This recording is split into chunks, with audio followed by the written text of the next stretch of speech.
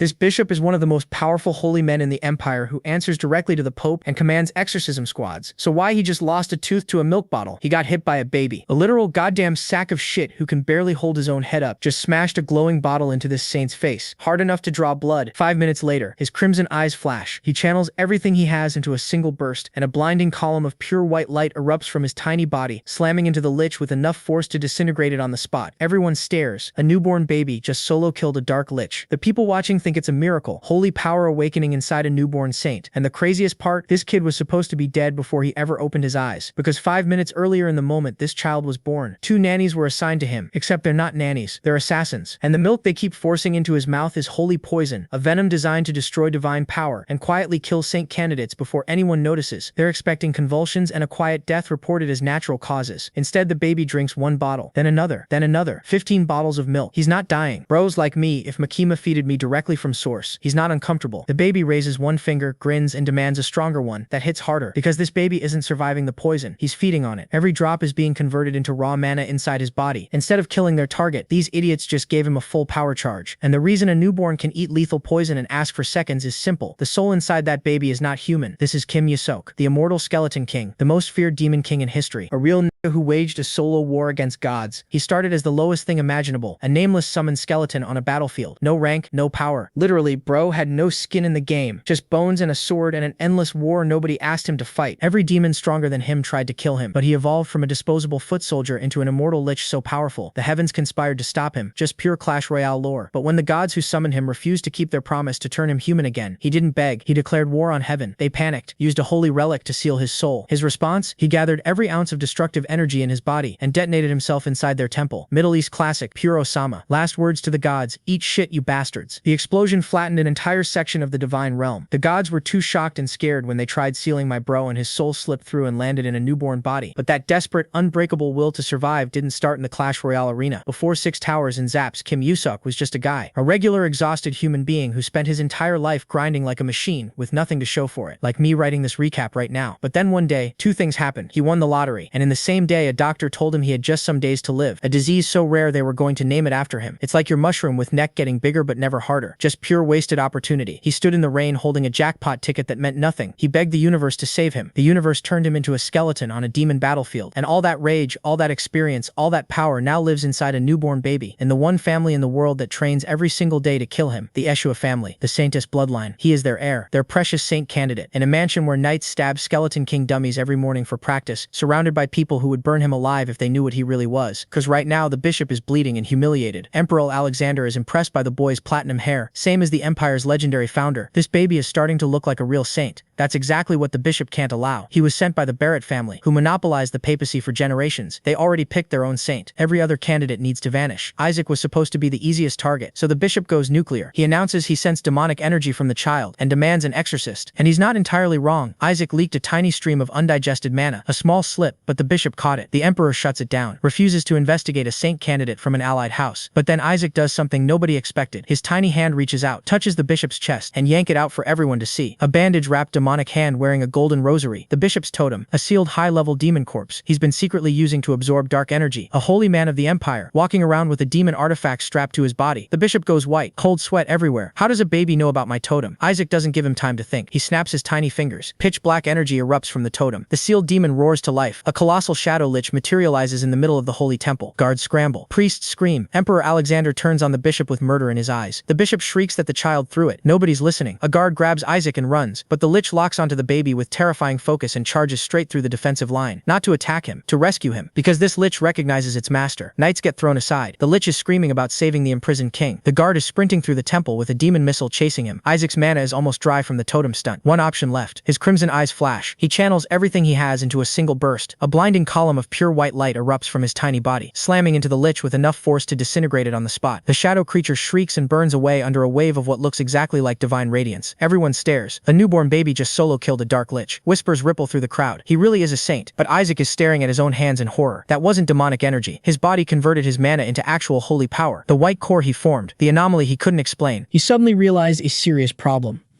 I'm out of mana? A horrifying hypothesis flashed. Is this body converting my mana into holy power? While Yasok panicked, the captured bishop shrieked, "Let me go, you fools." He pointed accusingly at the child. That baby is a heretic. How dare you crawl into the holy nation? The bishop begged the emperor, Your Majesty, I will prove it. I will expose him with an exorcism. Emperor Alexander interrupted coldly. Enough, bishop. You dare accuse a saint candidate? His gaze was sharp as a knife.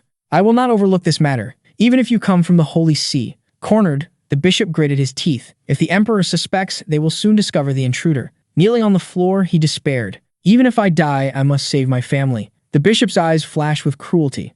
That's why. At least I must kill the Ashua family's saint candidate. A gigantic golden wolf spirit beast roared into existence, charging straight for the emperor and the infant. Emperor Alexander growled, This bastard finally shows his true colors. Does he really think he can kill me with this? Isaac scoffed internally. He prepared to counterattack, but a harsh truth dawned on him. Wait, I have no mana left at all. Suddenly, a stream of icy blue energy tore through the air. The wolf beast roared in pain before being instantly subdued by the mysterious power.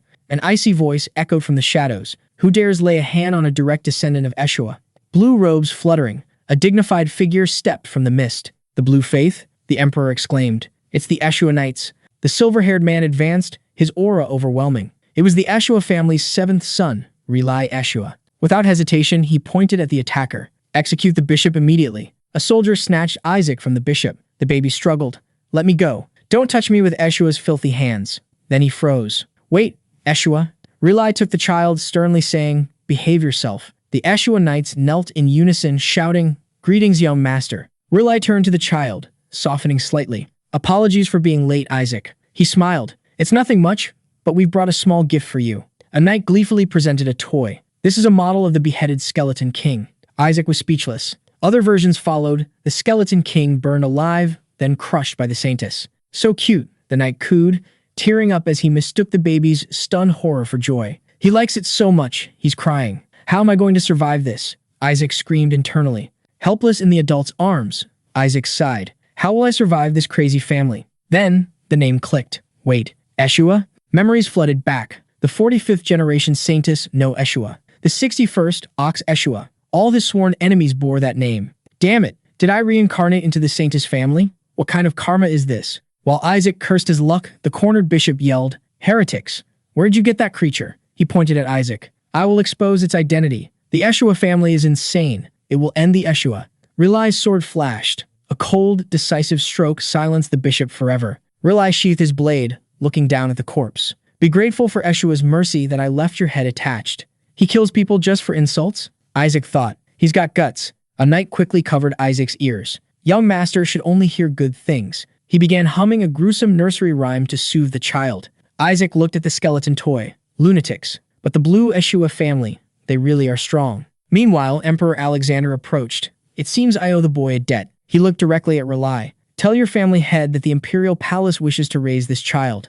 Relai was stunned. Your Majesty, you jest. Oh? Isaac thought gleefully. Am I being recruited by the imperial palace? The holy nation will target the boy, Alexander explained. Can the current blue faith protect him? The Pope will oppose him because of his hair color. The emperor's expression darkened. Furthermore, the skeleton king seems to be hunting him. Isaac was dumbfounded. What? I'm the skeleton king. Why would I hunt myself? An official interrupted. Your Majesty, the child carries Ashua blood. He must be raised by the Ashua family. Relai took Isaac. Pope or skeleton king. Ashua can handle it. The emperor smirked. Saintess Melissa would be delighted to meet the skeleton king again. Isaac froze. Melissa? Horror dawned on him. She was the craziest, most formidable enemy I ever faced. The ironic truth was a fatal blow. I'm Melissa's direct descendant. Why is my life like this? Saintesses were the god's ultimate weapons, created to destroy him. He had never touched them, killing one only summoned a stronger successor. And now, the worst of them all was his ancestor. Relai smiled, unaware the child in his arms was the enemy his family was sworn to destroy. Emperor Alexander watched silently as Relai affirmed the Ashua family's capabilities. A young knight interjected, recounting the martyred saintesses. I didn't kill anyone, Isaac screamed internally, refuting the baseless rumors. It's all right, Relai said gently. I'm not all right at all.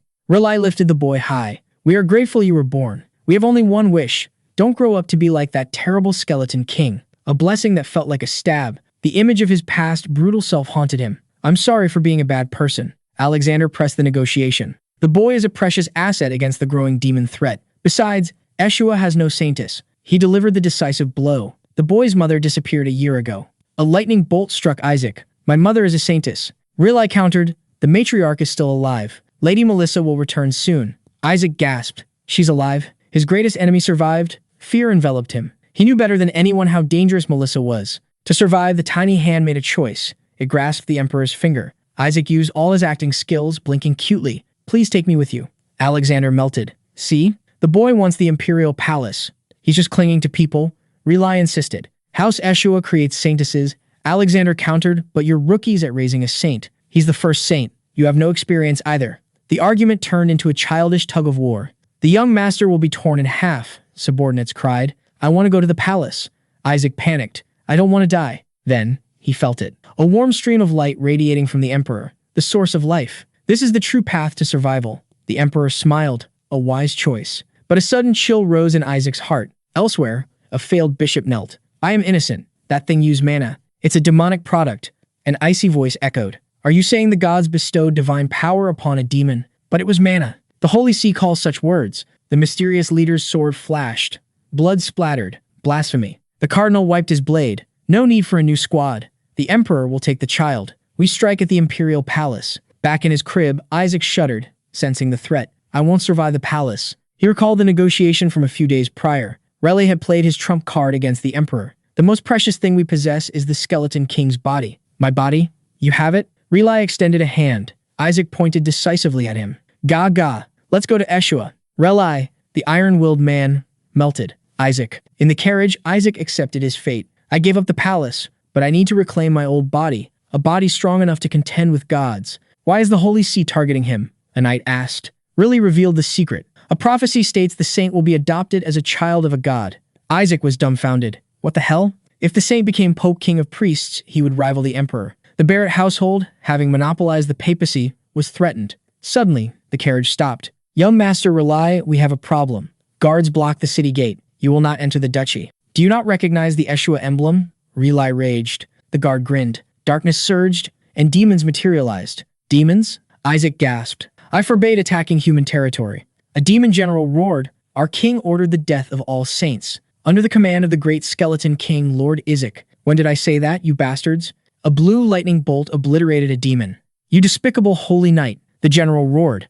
Raleigh's eyes were sharp as knives. How dare you speak such nonsense before Ashua of exorcism? Holy light converged on his blade. Ashua will eradicate all evil, he sneered. A cowardly skeleton king, sending subordinates to die. Do not insult Lord Isaac, the horde screamed, for the resurrection. An explosion threw a knight back. He clutched Isaac to his chest. Forgive me. He ran into the forest, placing Isaac within a glowing magic circle. A protective barrier? Isaac touched it. High level. But nothing enters means nothing leaves. He closed his eyes. Unlock magic. Heed my call. Whisper, the observer. A shadowy entity with red eyes materialized. Ah, great lord. Quiet whisper. Long time no see. I thought I'd never see you again. Congratulations on seizing an infant's body. How wicked. Enough. Search for enemies.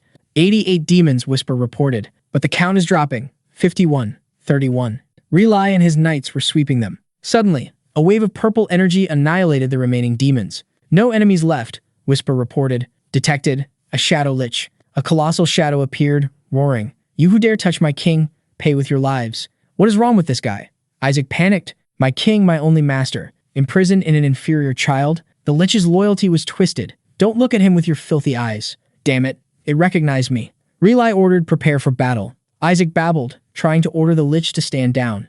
Gaga, don't touch my food. The knight misunderstood, sensing the baby's mana. Please be patient, young master. We'll deal with this. The Lich, ecstatic at being acknowledged, roared. I will come to your side, my master. It darted past the knights. Raleigh froze, realizing its target. That worm is heading towards Isaac. The Lich screamed at the knights. Filthy holy knights, how dare you imprison my master? Kim Yasok gloated. He had its attention. I can't let my mana reserve be destroyed. He babbled a command. Break it. The Lich obeyed immediately. Yes, master. It swung its shadow scythe. With a roar, the magical barrier shattered. The knights screamed in despair as their young master's shield fell. Free. Kim Yasok patted his subordinate, babbling a compliment. Well done.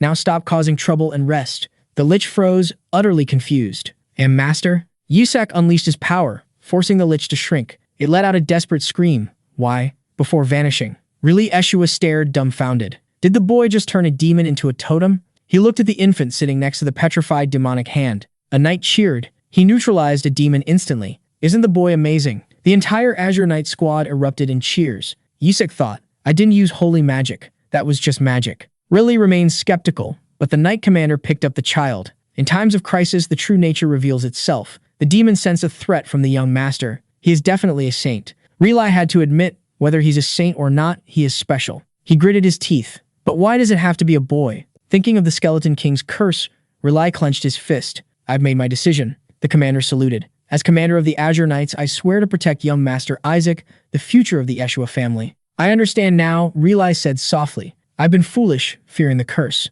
This child will elevate our family. He lifted Ysaak with a radiant smile. Let's go home, Isaac. As your uncle, I will raise you to be a great holy knight. Just give me back my body, Ysaak thought. And once we're home, Riley added excitedly, the first thing I'll teach you is how to curse the Skeleton King. Ysaak went rigid. FK this family. The carriage entered the Ashua ducal manor. Exquisite statues and manicured gardens showcased immense wealth. Even Ysaak, a former king, marveled. Wow. Anger flared as he recalled his own impoverished past, starving to feed his subordinates. Whisper appeared, ogling the luxury. Ysaak grumbled at it to shut up. Riley carried the boy into the mansion, the birthplace of continental exorcism magic. He pointed to the training ground. Look. Knights were frantically attacking a Skeleton King dummy, screaming hatred and piercing it with spears. Riley smiled contentedly. Ysaak was horrified. It's a fanatical cult. Whisper teased him. Ysaak coldly ordered it to scout. The shadow entity vanished, only to return stunned. The mansion was decorated with thousands of mana cores. The carriage stopped. The butler stepped forward, blocking the way. Young Master Isaac is to be taken to the annex. Master Goal's orders. He is forbidden from the main building. Riley hugged the child tighter. You want to send him to that haunted ruin? The mana cores are in that annex, Whisper noted. No, I need to go there. Isaac screamed internally. Get out of the way, Riley growled. I won't let my nephew stay there. Are you trying to exorcise me? Isaac wondered as Riley promised to read him stories about the saintess slaying the Skeleton King. You picked up a filthy bug, and now it's causing a commotion? Goal Ashua, the fifth son, looked down from the balcony with a sneer. Long time no see, defying your elder brother already? What a bastard, Isaac thought. Put that thing down, Goal ordered. Send it to the annex. Are you serious? Riley flared. He is direct lineage. Sending him there is exile. Ha. You brought back a bone filthier than the Skeleton King, and you talk of lineage? Goal squeezed Isaac's cheek. Is this guy a priest or a thug? Isaac wondered. Riley pulled Isaac back. You just want to eliminate him from the succession race. Eliminated? Isaac gritted his teeth. That's a problem. I need to drain this mansion dry. He's already cursed. Goal chuckled. Demons appeared just to take him. That's because he possesses the divine power of a saint, a knight retorted. Oh, touching, Goal scoffed. If he's a saint, let him prove it. He pointed to a withered, gray tree in the distance. Save the family symbol. That divine tree died from demonic infection. If he has aptitude, he can revive it. Are you insane? Riley shouted. That tree has been dead for 70 years. Good heavens, Melissa, Goal thought. Your descendants are ruined. Ysaak flinched, hearing the thought. He sensed the demonic residue at the tree's roots. Can't you see it? He screamed mentally at Whisper. Go grab it. He launched Whisper at the tree. Riley was still arguing. Asking a child to, he stopped. The withered branches were turning green. Brilliant light erupted as the divine tree roared back to life. It revived? Riley gasped. Goal was speechless. That's impossible. Even high-tier purification failed. Nothing major, Ysaak told himself, smirking. I just had the demonic residue drained. Whisper burped in satisfaction. Young Master Riley, what did you do? A knight asked. I didn't do anything. Riley looked at the baby in his arms. Sigh. That was perfectly good mana. Such a waste, Ysaak lamented. Amazing. Young Master Isaac did it. The knights cheered. Goal recovered his composure. Don't be ridiculous. Riley, you did something, didn't you? You're using the Saintess's power to prop up that trash. What? Riley's rage peaked. This family is collapsing, Ysaak analyzed. Goal looks nothing like Melissa, but Riley is a male version of her. Half-brothers? Wait. Goal resembles the Pope. Do you think I don't know you brought him here to be a Saintess candidate? Goal pressed. He's just a half-breed brought in by a deserter. He whispered in Riley's ear. Are you even sure he's of our blood? Riley snapped. He landed a devastating punch on his brother's face. Ysaak watched with amusement. Good. A divided house is easier to devour. Inside the meeting hall, the atmosphere was toxic. This is annoying, Ysaak thought, sitting on the table. Hannah Ashua, the interim leader, glared at Riley. Why did you bring him? Goal, nursing his jaw, defended his mother. He has no right. Where's the family head? Riley interrupted coldly. Out, Hannah replied. Suddenly, an elderly butler burst in. Young Master Isaac has revived the divine tree. Coincidence, Goal shouted. The family's prayers finally worked. Hannah smirked. There is no proof. You want proof? Ysaak reached out his small hand. Boom. A whirlwind of pure power swept through the room, forcing the elders back. This energy, an elder gasped. It's the divine tree's energy, you bastards. Yisak roared internally, disguising the demonic power as holy light. It seems Isaac exorcised the tree instinctively, Relai declared. He accomplished what this family couldn't in 70 years. Nonsense. Goal slammed the table. If this gets out, we'll be a laughingstock. He's the son of a beggar. Yisak picked his ear, bored. Relai placed a hand on his chest. Elders, this child will become a saint. He might even become the pope. He lifted Yisak high. And one day, he will kill the skeleton king. Yisak froze. I take back what I said. Put me down. Henna's eyes glinted. You're digging your own grave, Relai. If you are so sure, let us test the boy. I request access to the holy artifact vault. In the Black Forest, Eli Ashua sheathed his sword. Family head. A knight reported. The vice family head requests the vault. She wants to test if the boy is a true saint. Why is there a saint in my house? Eli scowled. Refused.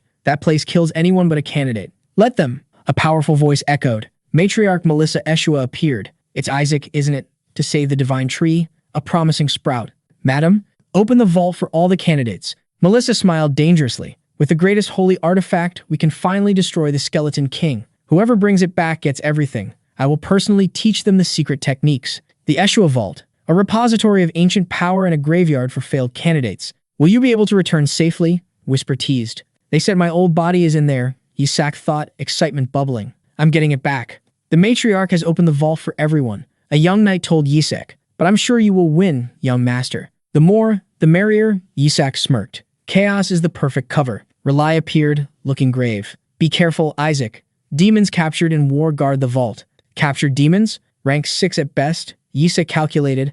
A little intimidation will do. There is a rank 8 demon, Relay said, and a rank 9 dragon. Yisak stared. The Ashua family is insane. Who locks a dragon in a nursery? Whisper tried to comfort him. With your knowledge of dragons, then abruptly stopped. Kim Yasok trembled. Damn it, dragons are dangerous in a completely different way. He recalled once deceiving 70 ferocious dragons. Now he was terrified his soul would be recognized.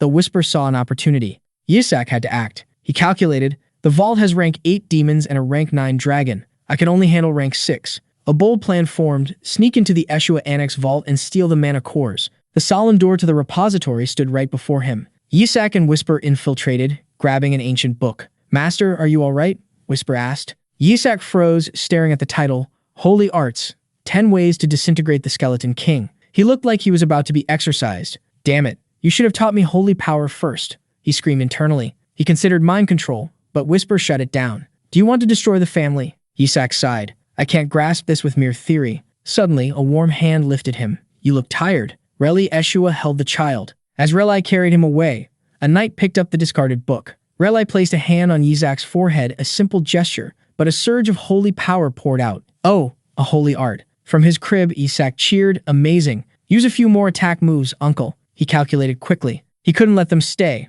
The target was still the vault. He flopped face down, feigning sleep. What a wonderful child, Relai praised, completely fooled. As they turned to leave, Whisper scoffed at their naivety. But then Relai ordered, this totem is dangerous. You keep it. Yisak froze. He watched in despair as the knight took his masterpiece away. His mana source was gone. He quickly composed himself. He just shift targets to the mana cores. He began his escape from the crib, ignoring Whisper's grumbling about his snail's pace. I have a plan. Just open the door, Yisak ordered. The door slammed shut. Yisak tumbled from the railing, sprawling onto the floor. His uncle had locked it with holy magic. He wanted to break it, but Whisper warned it would attract attention. Helpless, Yisak punched the door, maddened. Magic was too risky. That left brute force. He pushed with all his might to no avail. How do I get out of here? Suddenly, the door opened. Yisak lost his balance and fell forward. An unfamiliar boy with a bandaged hand looked down disdainfully. Just a child who can't even walk yet. Is this my rival?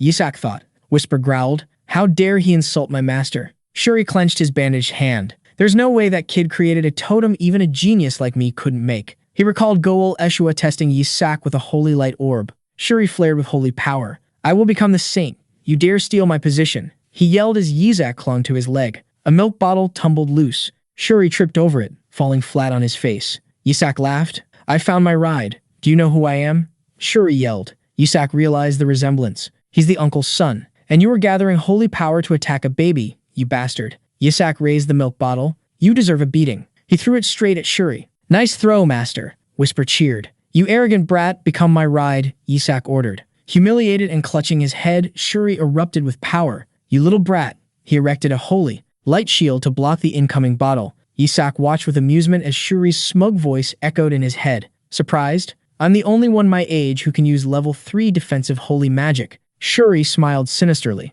"Don't be surprised yet. Holy light." A giant magic circle flared beneath his feet. "Take this." Shuri unleashed 2 blinding beams. Yisak assessed the attack nonchalantly. "This looks tasty. Thanks for the meal." The light slammed into a wall of energy and vanished. Shuri froze, watching his strongest attack absorbed effortlessly. "What kind of massive defensive magic is that?" he screamed. Yisak grinned. "Thanks for the show." "No way!" Shuri cried, overwhelmed as the energy dissipated. Whisper rose from Yisak's shadow. "Kill him," the servant asked. "Kill what?" Yisak thought. Realizing he was unharmed, Shuri blinked. "Huh?" Embarrassment flared, and he snapped, "If you can't hit me, don't scare me like that." He tried to swagger, but a menacing voice froze him in place. "You dare?" Shuri's eyes widened, cold sweat breaking out. A colossal shadow entity materialized, roaring, "Attack, my king." It grabbed Shuri's leg as he tried to flee. "Do you want to die?" Shuri collapsed, stammering in terror. Yisak patted the monster's hand gently, then climbed onto Shuri's shoulder. "What are you doing?"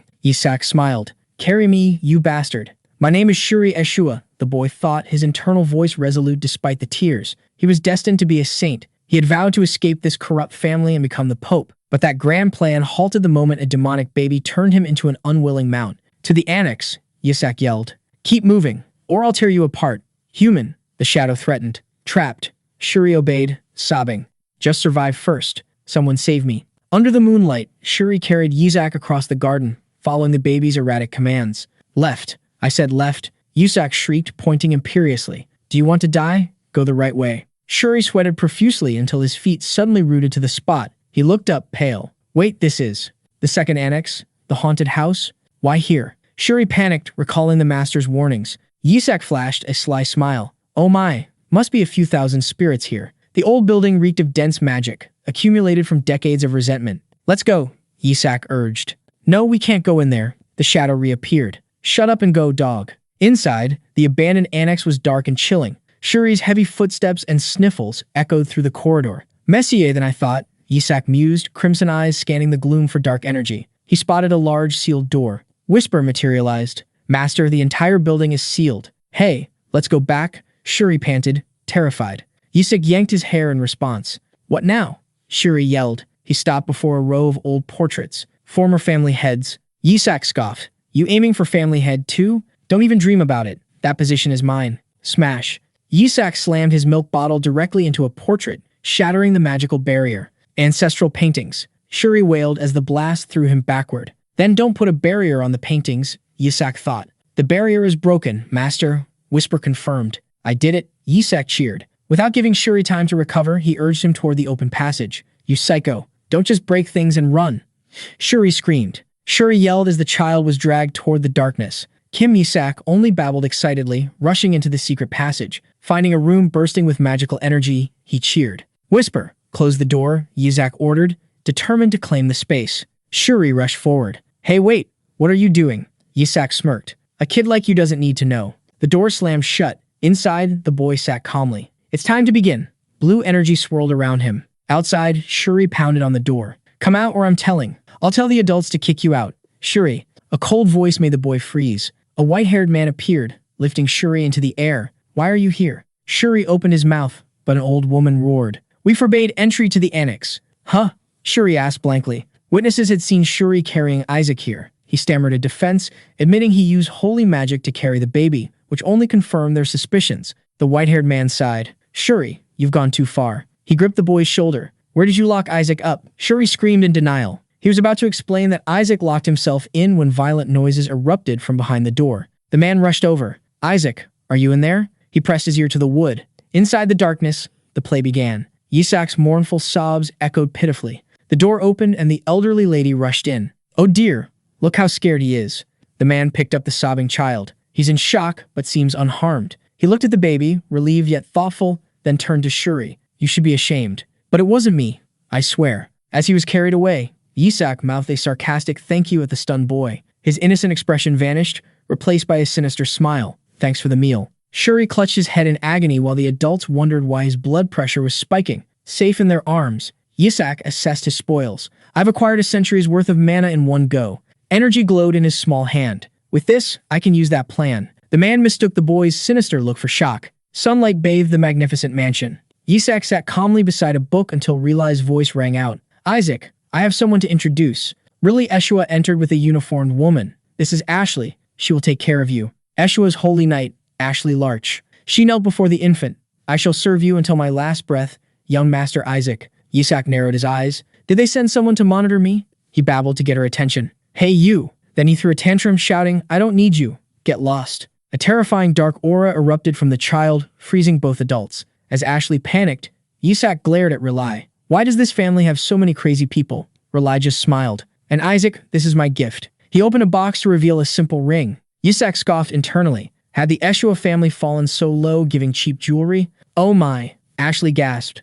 Is this the Holy Maiden's treasure? Relai patted the child's head, confirming it was a gift from the elders. Yisak's eyes flashed red. Oh, so it's the real deal. Memories flooded back. It was the elder's ring the Holy Maidens had used against him. In his small hand, the ancient power hummed. The holy artifact began to glow warm. Kim Yasok smirked to himself. Currently, it only has a charge or two left, but I can fix that. He sensed a presence. Gol Ashua stood in the distance, arms crossed, teeth gritted, eyes burning with hatred. Yasok glanced over. That thuggish look proves it's real. Relai turned cheerfully. Ah, my nephew Isaac. Gol immediately changed his demeanor, flashing a dazzling yet terrifying smile. You're adorable as always. He leaned down to whisper in the child's ear. Yasok flinched, screaming silently at Gol's madness. Gol was seething. He had secretly sabotaged the blessing device, only to watch the treasure fall into Isaac's hands again. He remembered begging the matriarch, please let my son have it too, only to be coldly dismissed. Shuri already received the blessing.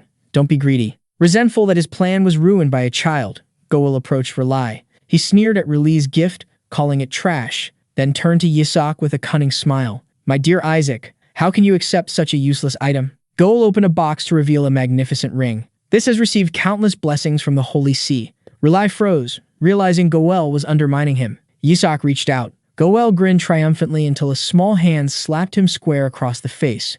Get lost, Yasok thought. Disgusted by the object reeking of the Pope, Yasok snatched the box and hurled the expensive gift away. It arced high and sank into the fountain while Gol screamed. Relai was stunned that a priceless treasure had been discarded, but Yasok stood tall, full of self-satisfaction. The boy happily held up the simple ring Relai had given him. Overwhelmed, Relai burst into tears of joy, cheering for the nephew who had chosen him. While Relai celebrated, Goel's subordinates frantically fumbled in the cold water. Yasok gloated inwardly he had used magic to make the ring unnaturally heavy. He whispered to his shadow guard, retrieve it tonight. He planned to sell the filthy thing for a profit. Later, in his office, Gol raged. He collapsed onto his desk, screaming about the lost asset, then forced a sneer. Fine, he can't use the Elder's ring properly anyway. A knight had reported the item required the divine power of 20 people to activate. Goel calculated sinisterly. Let's see. Probably only 10 people will come to his first birthday. The next day, the Ashua mansion was chaos. Carriages and crowds flooded in.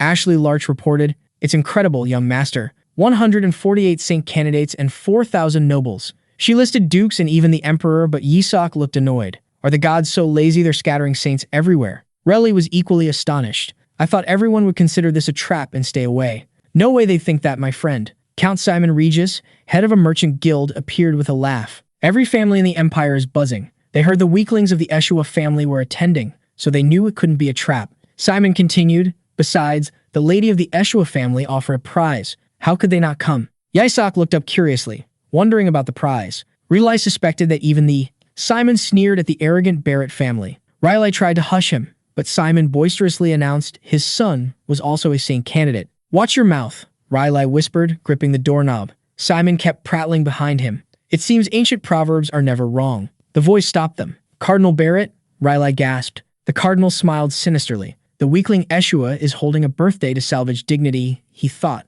I wanted to see their candidate. His gaze landed on the child in Ashley's arms. What a godsend. He placed a hand over his heart, feigning sincerity. I pray the Ashua's saint candidate will bring glory to the family. A bad premonition struck Riley. A trap? He realized the candidate count had surged to 148 last week. The Holy See let the rabble in. If they cause chaos in the treasure vault, they'll tear apart the weak. Horror dawned on him. Isaac is in danger. Ashua's sons were known for beauty and uselessness, making them prime targets for those currying favor with the church. A shadow order had been given. Play with the Ashua brat. Mix holy poison into his water. Make him a laughingstock. But Kim Yasok gulped down the poisoned water, looking satisfied. Wow, this stuff is amazing. The other candidates stared. How many bottles is that? Kim Yasok inwardly rejoiced. Bring more. This little bit won't kill me. He hurled the empty bottle at Ashua. Panic set in among the conspirators. He should have diarrhea? Wrong bottle? Shuri covered his face in shame. Why does he keep drinking it? Desperate to save face, he kicked the bottle from Kim Yasok's hand. Stop drinking. Are you possessed? Kim Yasok offered a clean bottle. Shuri slapped it away, unaware the boy was thinking. No poison in that one. The child clung to Shuri's leg, wailing for the toxic water. Mine was holy poison. A blond boy confessed frantically. Give it to me. Kim Yasok roared. His eyes flashed as he floated into the air, dark energy surging. Has he reached the realm of self-detoxification? The children whispered in astonishment. Shuri was bewildered. Suddenly, a white-haired youth appeared. Kina Barrett? Why is he here? Shuri exclaimed, while Kim Yasok calmly downed the fresh poison, thinking, damn, so he's going to win? The room buzzed. Why was the pontiff's house here? Despite Kina's hair color, everyone recalled the messy brown hair of previous pontiffs. Kina sneered. It's not strange. The Saintess's treasure vault is the property of the pontiff's house, so I'm here to take what's rightfully mine. Kina turned and walked away, leaving the crowd stunned. Kim merely smiled. Indeed, he is from the pontiff's house. Suddenly, brilliant golden holy power erupted from Kina, a strength surpassing even bishops. I guess that's why he's Saint Candidate Zero, Kim muttered, disgusted by the showmanship. Kina spun back, scolding the crowd. You people are truly substandard. What do you gain by terrorizing a small child? He stepped forward, reasoning that no child could possibly control toxin immunity. Kneeling before Kim, Kina thought, they must be genetically stupid throughout the whole family. He forced a kind smile, summoning his power. Poor child, it's all right. I will heal you. While the other candidates whispered about Kina's strength, Kim observed indifferently. Oh, look at this. Kina smugly enveloped the boy in light. He's clever, but suddenly, Kim blew a single puff of air directly into Kina's face. The golden holy power vanished instantly. It's gone? Kina stared in shock at the grinning child. The boy had broken his holy power. A terrifying thought flashed through Kina's mind. Could he be stronger than me? Shuri Ashua rushed to Kim's side. Kina roared in anger, offended that an Ashua dared shield his target. Kim remained defiant, clutching a bottle, eyes full of challenge. How dare you look at me like that? Kina grabbed Shuri's collar, lifting him off the ground to everyone's astonishment. You think you can protect him? Kina scoffed. If it weren't for me, you would have been hit in the head with that bottle. He let go, feigning benevolence. It's all right. He was just startled. He is, after all, just a child. Kina turned his back, waving sarcastically. Well, good luck, you Ashua kids. Anyway, the greatest treasure is mine. The Ashua family will never get their hands on the Skeleton King's remains. Shuri frowned at the unpleasant retreating figure, then grabbed Kim, yelling desperately. Why are you doing this? The Elderess said whoever brings back the Skeleton King's body will receive a special ultimate skill. The words twisted like a knife in Kim's mind. Shuri collapsed, muttering a girl's name, while Kim gnashed his teeth in rage.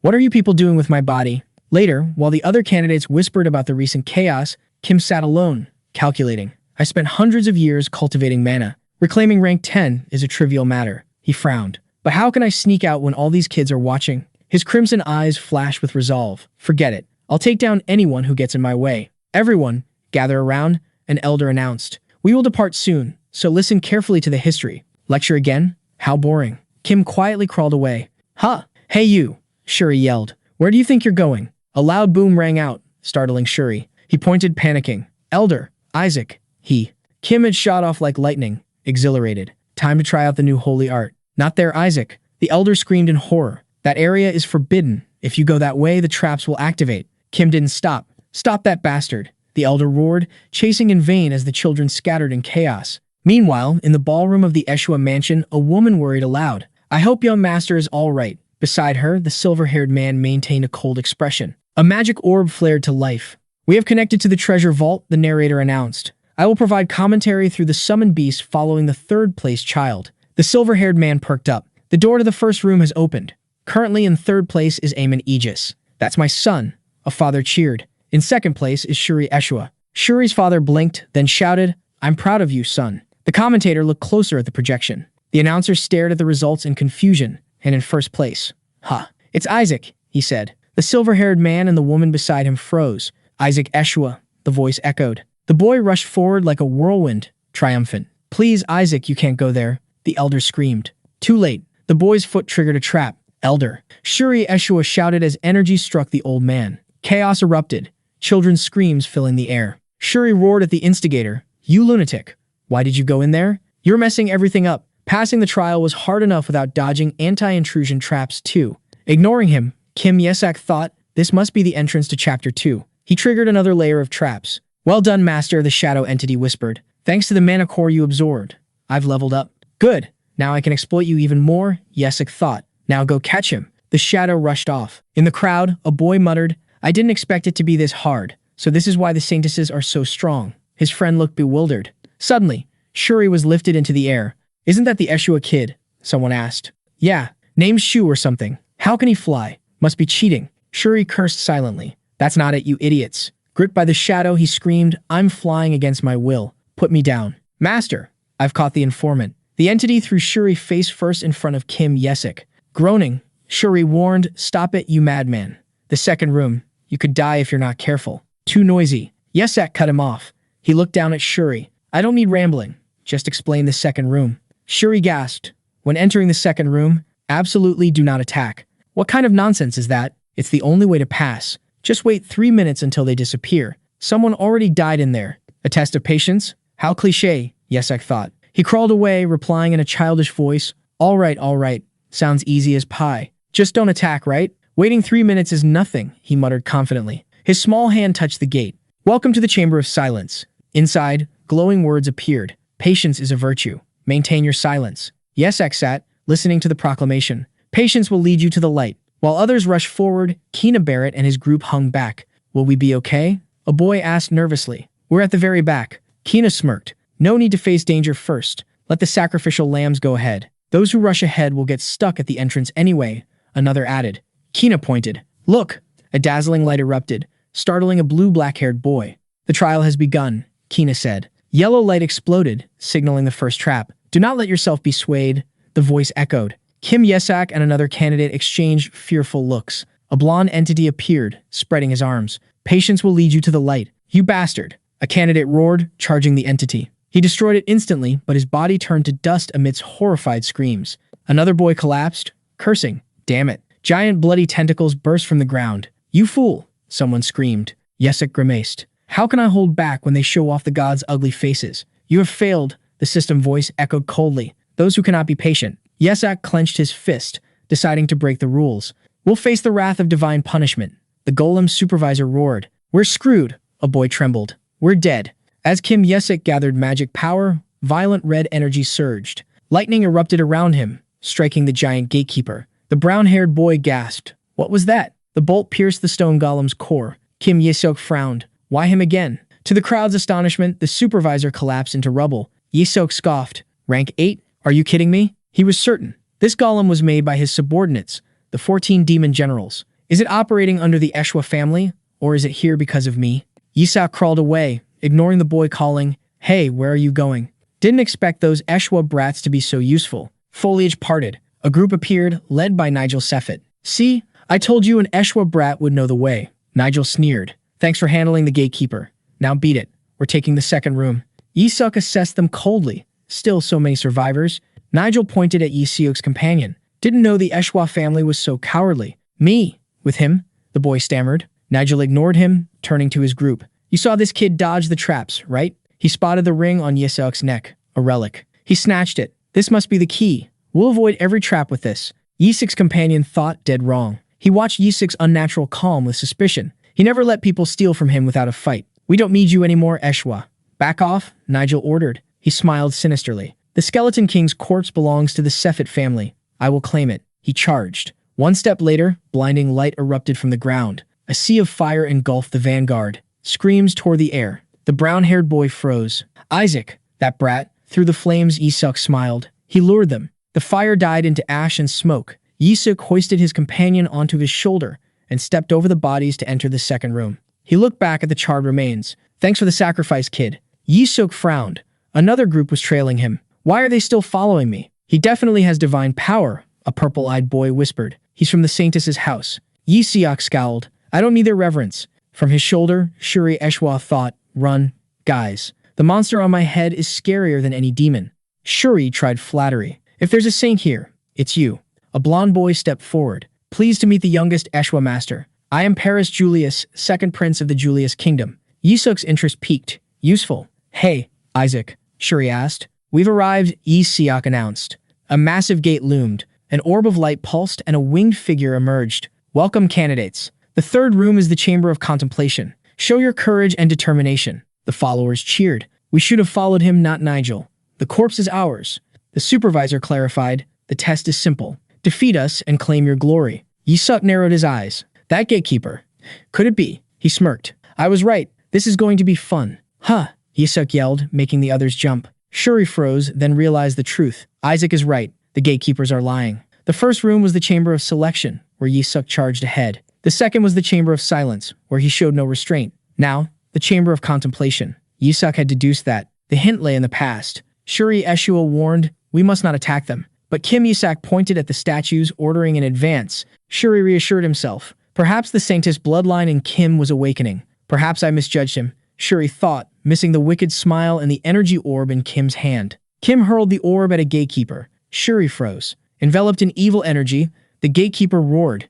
You have failed. It tightened its grip on its staff and unleashed a massive red slash. Screams rang out as the explosion caught several children. Kim calmly sat on another boy's back, ignoring pleas for help. Shuri paled, realization hitting him. Hey, you crazy bastard, he yelled. Kim just smiled, closing his eyes. What a familiar sight. The gatekeepers revealed their true forms, demonic puppets, and mocked the students. Teach these brats a lesson. Kim laughed maniacally while his human mount cursed in despair. An explosion engulfed the area in fire. Two survivors searched frantically. Where are the Eshuas? Kim was gleefully perched on Shuri's head, both hidden by a 6th-level invisibility spell. Second Prince Paris Julius recognized them. Thanks for making me invisible, too. Kim thought he used the blessing at the right time, but simply replied, whatever. Grateful, the prince offered a silver ring. Take this. Paris wondered, is it because I'm not used to fighting demons? Kim watched with calculating eyes. Believing he'd receive a holy artifact, Paris said, thank you. I won't forget this. The ring glowed gold, then brutally drained his divine power. Paris screamed in agony. Kim laughed, delighted to have found the best prey. His subordinate flattered, of course, master. Shuri looked up at the monster on his back in horror. Uncle, where did you find that? Elsewhere, a candidate shouted, who can use defensive holy magic? A young man stepped up, conjuring a light sphere. Get behind me. The supervisor, now a demon with a giant scythe, roared, accept your punishment. Attack, another ordered. The young man unleashed a stream of holy light. Take this. The attack was neutralized, throwing him back and shocking his team. As he lay motionless, his friend cried, hey, what's going on? Above, the ring floated with an eerie red glow. The supervisor sent a candidate flying. Suddenly, the skeletal puppet paused, tilting its head. Where did all the trick kids go? The shadow subordinate reported, we've absorbed the holy power here. Moving to the other side, Kim watched the chaos. Don't feel bad, weaklings. That doll stops when you fall. Better I take the power than you hurt yourselves. Master, almost done. The shadow paused as a golden sphere materialized. What is that? A dazzling pillar of light erupted, blasting the shadow creatures away. Through the smoke, a figure appeared. Found it, Kim whispered. A white-haired, golden-eyed boy wreathed in holy fire declared, Isaac Ashua. Kina Barrett stepped forward. I wondered where you went. Nigel Siffett stared, sweating. I knew he was a genius, but this. Giant wings of holy light unfurled from Isaac's back. To summon a holy spirit. At this age, it's absurd, Nigel screamed. Kina Barrett faced Kim Yasok, who had returned to his original form. Surprising that someone could defeat a demon, Kina sneered. Or did you lure the children into a trap again, just like the first room? Kim Yasok smiled cunningly. The children cried out, no. That baby did everything for us. A candidate insisted. He even showed us the way. Are these fools suffering from Stockholm Syndrome? Kim Yasok thought. Kina scoffed. Saved? Aren't you ashamed to call yourselves saint candidates? What right do you have? A black-haired boy snapped. You just hid in the back. Isaac deserves to be a saint more than you. The group rallied around Kim Yasok. That's right. Shuri Ashua realized the truth in desperation. No, everyone. This demonic child is draining you. But nearby, other survivors whispered, if not for them, we'd be in big trouble. Suddenly, they looked up in terror. A massive fireball descended, shaking the ground violently. The survivors gathered before a large gate. That's the entrance to the third room, isn't it? The fireball boomed. Congratulations on completing the second room. I am the final guardian of the treasure vault. Choose. You will take the treasure here and end the trial. A boy opened his mouth, but the guardian cut him off. Or face the challenge to enter the third room? Answer carefully. Kina Barrett remained calm. If you overcome the challenge, the Guardian continued, you will find the treasure of the third room. However, if you fail, you will die. The candidates froze in horror. Only Kim Yasok remained unmoved. Master, the mana from this voice, his shadow spirit whispered. Yes, it's a dragon, Yasok noted sharply. The threat is real. I will still go, a candidate shouted. If I get the treasure, I can become a saint. Me too, the others echoed. I'll go to the third room, then face the trial. An invisible force pushed them forward as blinding light enveloped the group. When the light faded, a boy grimaced, dizzy. Kim Yasok chuckled. The final trial is simple, the Guardian announced. A colossal stone statue appeared. Worship the Lord. Another statue? A candidate cried. It's the cardinal. Only those who show reverence may enter, the voice intoned. The candidates whispered. Just kneel and pray. Too simple. But Kim Yasok gritted his teeth. What kind of nonsense is this? Memories of his archenemy flooded back. You want me to kneel before this bastard? It's just prayer, another boy said. He knelt and clasped his hands. Your servant worships you, my lord. You have learned well, the statue replied. You may pass. The boy jumped up, stirring hopeful murmurs. Isaac? Shuri froze, feeling a chilling killing intent from the boy on his shoulder. Guys, you need to pray. Kim Yasok kicked Shuri in the stomach. As Shuri stumbled, Yasok clung to his leg, dragging himself forward defiantly. Meanwhile, Kina Barrett approached the statue. Watch closely. He knelt with perfect posture, radiating holy light. This is the proper way to worship. The others cheered. Me too. A boy clasped his hands, trembling. You are worthy of all glory. Suddenly, an invisible pressure crushed him down. No, let me do it. Others cried, frantically clasping their hands before the statue. The stone statue seemed to react. Someone called out to Kim Yasok. Hey kid, why aren't you kneeling? Yasok scoffed internally. Only a fool would kneel. Whispers rippled through the room. Why is he doing that? Is something wrong with his faith? Shuri Eshua's voice hissed in Yasok's mind. Hey, you bastard, pray now. Don't defile our family. Kina Barrett smirked, calculating. This will be recorded. Does he want to be disqualified? No matter how talented, without faith, he's finished. One less rival. Yasok glared at the statue. So what, you bastard? I'd rather die than kneel before this thing. The statue remained silent, radiating terrifying pressure. Yasok trembled but didn't back down. Then just kill me. Dark energy erupted from the stone, engulfing the space. A shadow within roared, those who disrespect me shall die. Damn it, just do it, Yasok yelled. Stupid statue, I'll destroy you. His shadowy subordinate materialized, frantic. Master, it's too dangerous. Yasok crushed the shadow in a blaze of fury. Die. Suddenly, brilliant light pierced the darkness. A solemn voice echoed, excellent. Yasok froze, staring at the charred remains in his hand. You have passed, young candidate. Kina Barrett gaped. Wait, what? You said we needed to show reverence. He pointed accusingly at the child. How can he pass without praying? It's absurd. That child, the statue replied, is the only one who showed true faith in God. Yasok stood in bewildered silence. Don't you understand? The statue asked. You did not kneel before God, but a statue.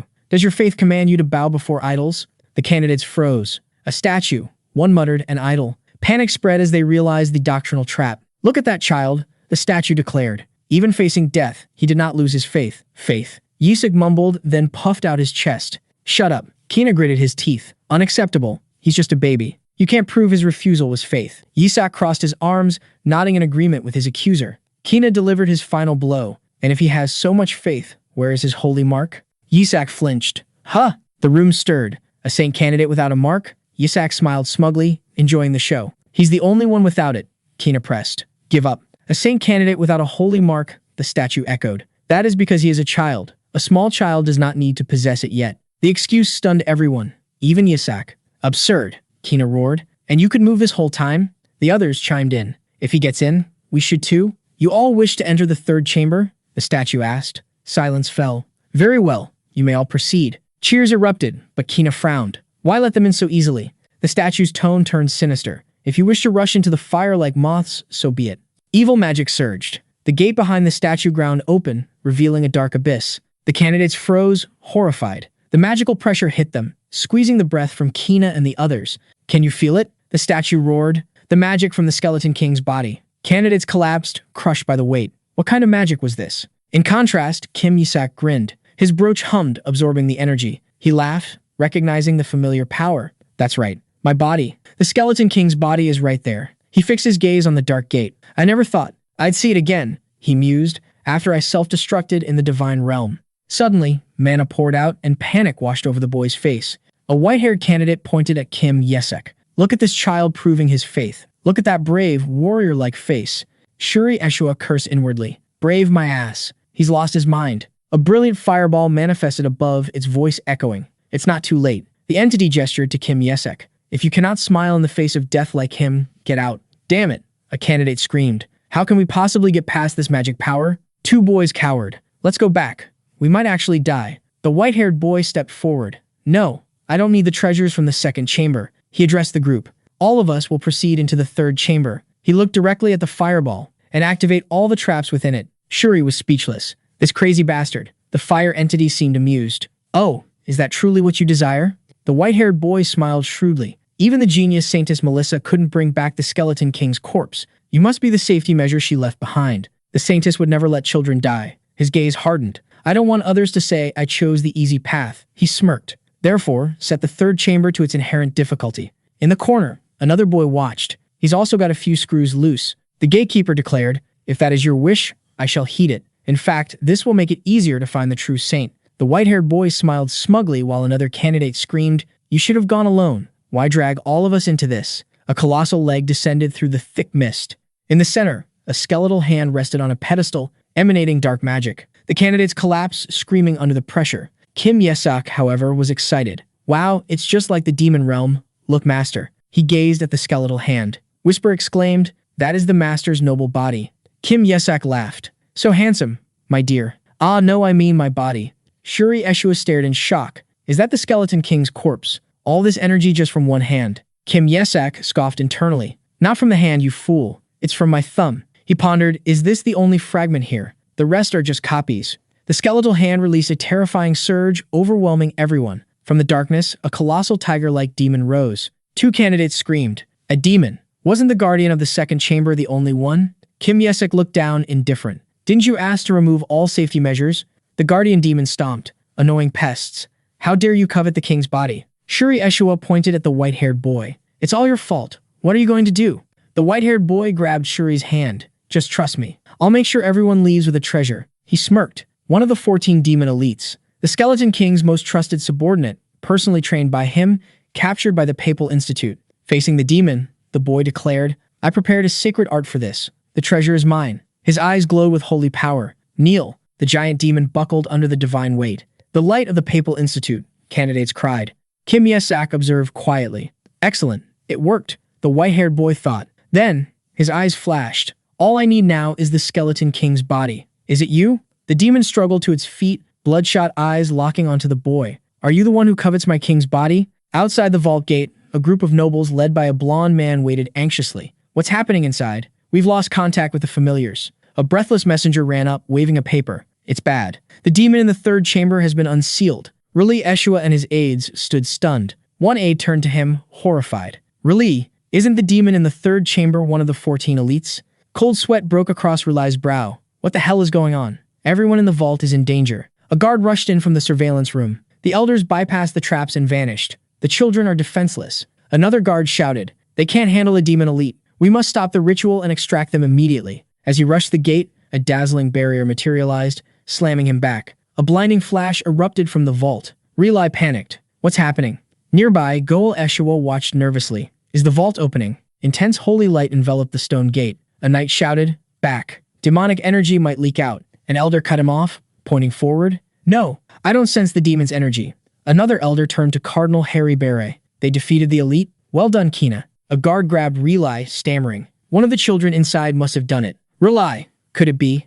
Murmurs rippled through the crowd. It has to be Kina Barrett, the child with the papal bloodline. Retainers swarmed Harry Beret. Congratulations, your eminence. Clearly the favored candidate. Harry offered a practiced smile. Kina worked hard. His eyes gleamed. Ashua, you fools, he thought. The Skeleton King's body is mine. You will bow. Your dignity and honor are gone. A cheer rang out. Look, the children have returned. Harry turned confidently, while Goel paled, spotting two familiar figures. Isaac, Shuri. From the dark gate, the children emerged. An aide sighed in relief. They're injured, but nothing serious. Two of the survivors whispered anxiously. Where are the ones from the third chamber? Do you think something happened? Raleigh Ashua stepped forward, face grim. Cheers erupted again as the final group stumbled out, led by Eamon and Shuri, exhausted. Parents rushed the line. Eamon's father grabbed his trembling son. Father. Eamon managed.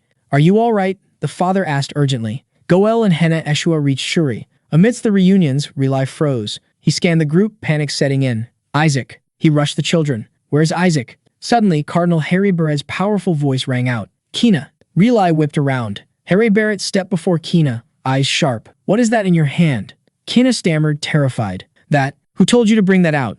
Harry roared. A sphere of light flashed overhead, cutting him off. The crowd froze, eyes drawn to the sky. A bespectacled cleric pointed. Look! Over there! A giant golden wolf materialized in midair. Clamped in its jaws was Kim Yasok. Wait! Relai lunged forward but was restrained by a knight. Isaac wasn't afraid. He wore a satisfied smile. The wolf landed and bolted. Relai and the others gave chase, shouting Isaac's name. An aide stammered, Young Master Relai, that wolf is the young sacred dragon, the guardian of the Ashua treasure vault. Relai stopped, dazed. She's right. That energy, it belongs to a holy dragon. A strange gnawing sound cut the silence. Kim Yasok sat nearby, engrossed in sucking on something. A knight paled. Elder, look. Could that be? The skeleton king's corpse? An elder screamed. Why is that in your mouth? The boy brought it back. A priest gasped. Nearby, Harry Barrett glared at Kina. Did you give the corpse to that child? He masked his panic with arrogance. Saving face for the host is a virtue a saint must possess. Relai seethed at the audacity.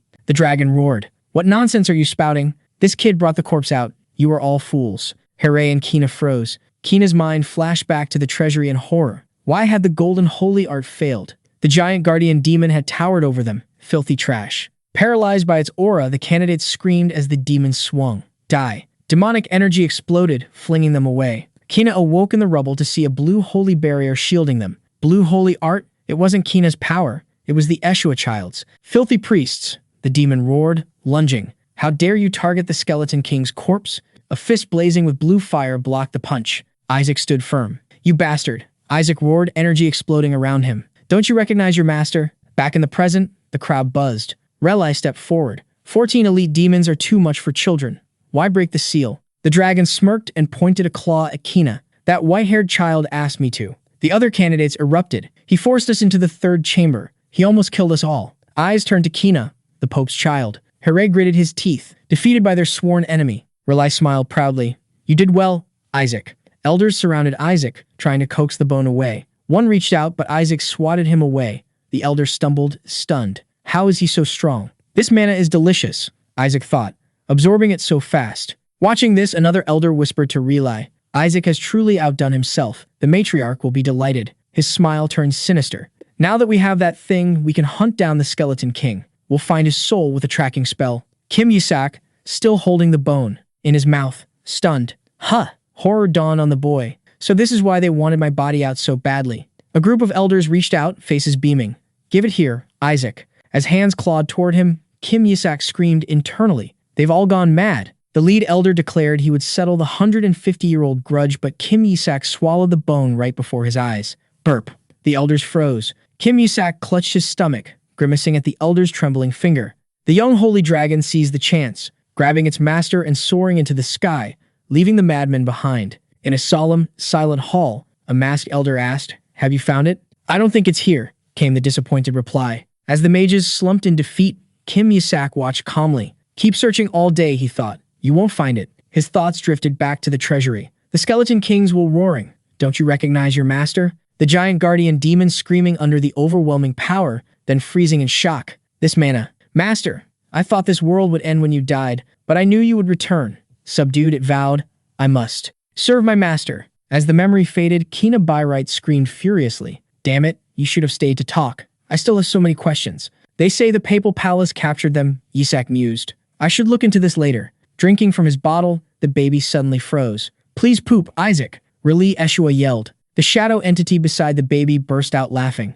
Ignoring the sinister cackling, Relai shouted, Bring more laxatives. Stronger ones. Kim Yasok gritted his teeth, vowing to destroy this family.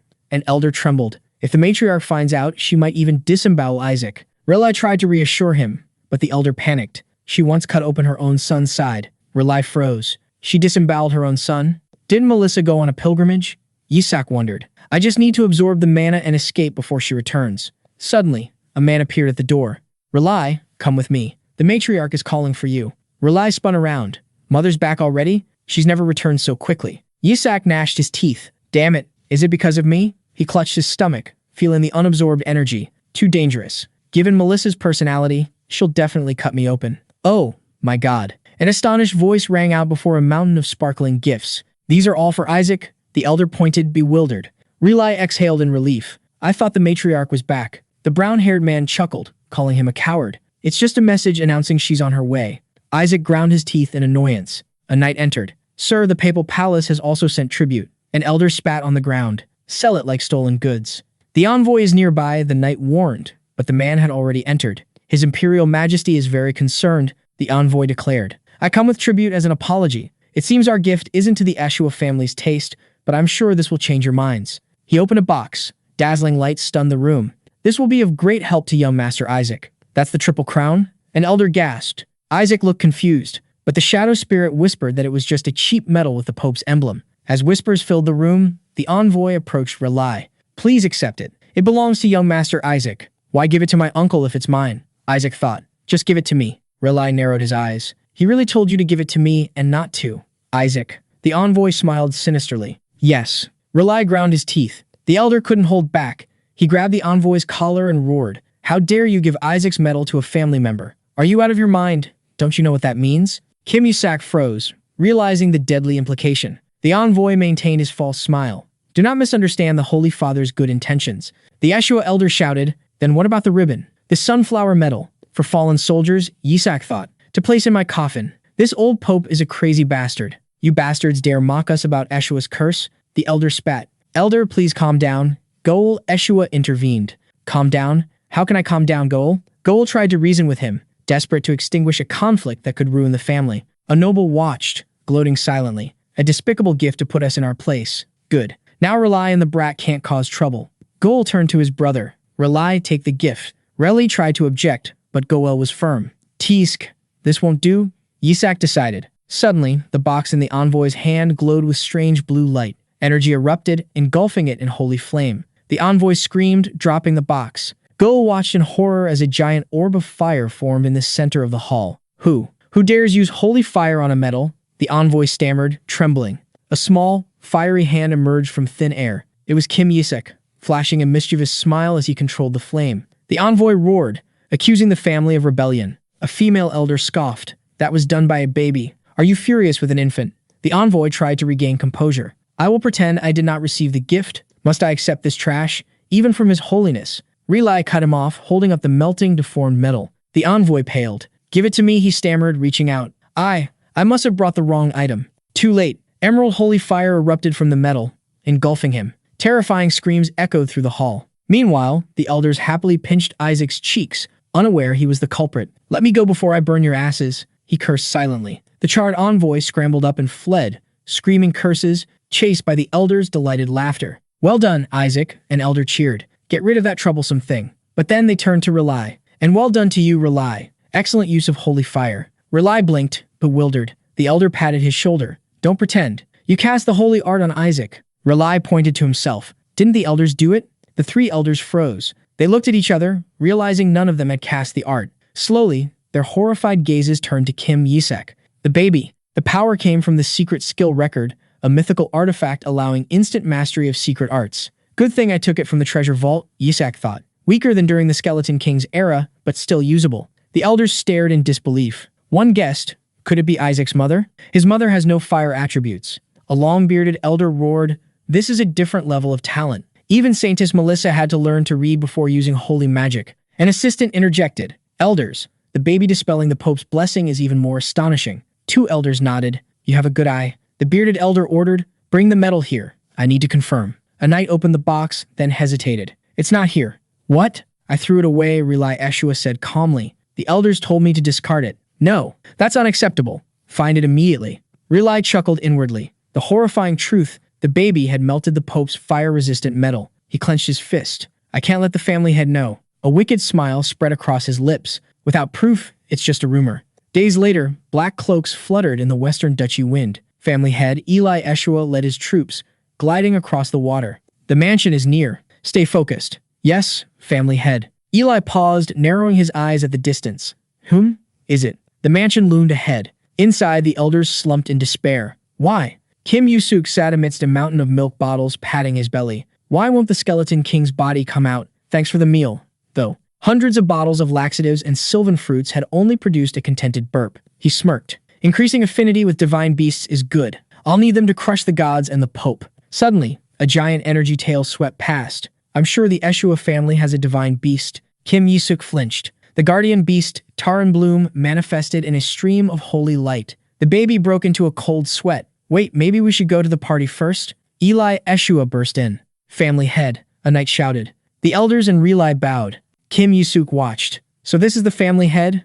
My grandfather? He sensed a familiar energy. Relai blocked his father's path. Father, please. Cutting open Isaac won't do any good. Eli swept past his son without a glance. He pointed at Kim Yasok, eyes blazing. Burn it. No, father. Relai cried. Kim Yasok froze. Burn it? The baby is too young to be burned. Relai pleaded. Another noble intervened. I agree. That reward is too much for the baby. Reward? Yasok blinked blankly. Burning someone is a reward? Please give us more time, or we could disembowel him instead. Relai cried in panic. Or drown Isaac in water. This crazy family, Yasok thought, just collapse already. Goel Ashua scoffed. No, the temple's fire and water are secret techniques for raising saintesses. We cannot use them on a powerless infant. Oh, Yasok realized. That's a good thing. Shuri is more suited for the blessing, Goel continued. Isaac defeated the demon, Relai roared. The holy dragon confirmed it. The dragon was mistaken. Don't be absurd. Relai played his trump card. Furthermore, Isaac burned the Pope's medal with holy fire. Who knows? Perhaps you conspired with the elders, Goel retorted. There's no pro. Suddenly, Eli Ashua held up a melted golden object. When you say, metal, you mean this? It was the sacred gold, a holy relic blessed by the Pope, directly connected to God. Kim Isaac was stunned. Even as the skeleton king. Melting, that was tough. How is this possible? Did I get stronger after reincarnating? Goel stammered. How did you find it?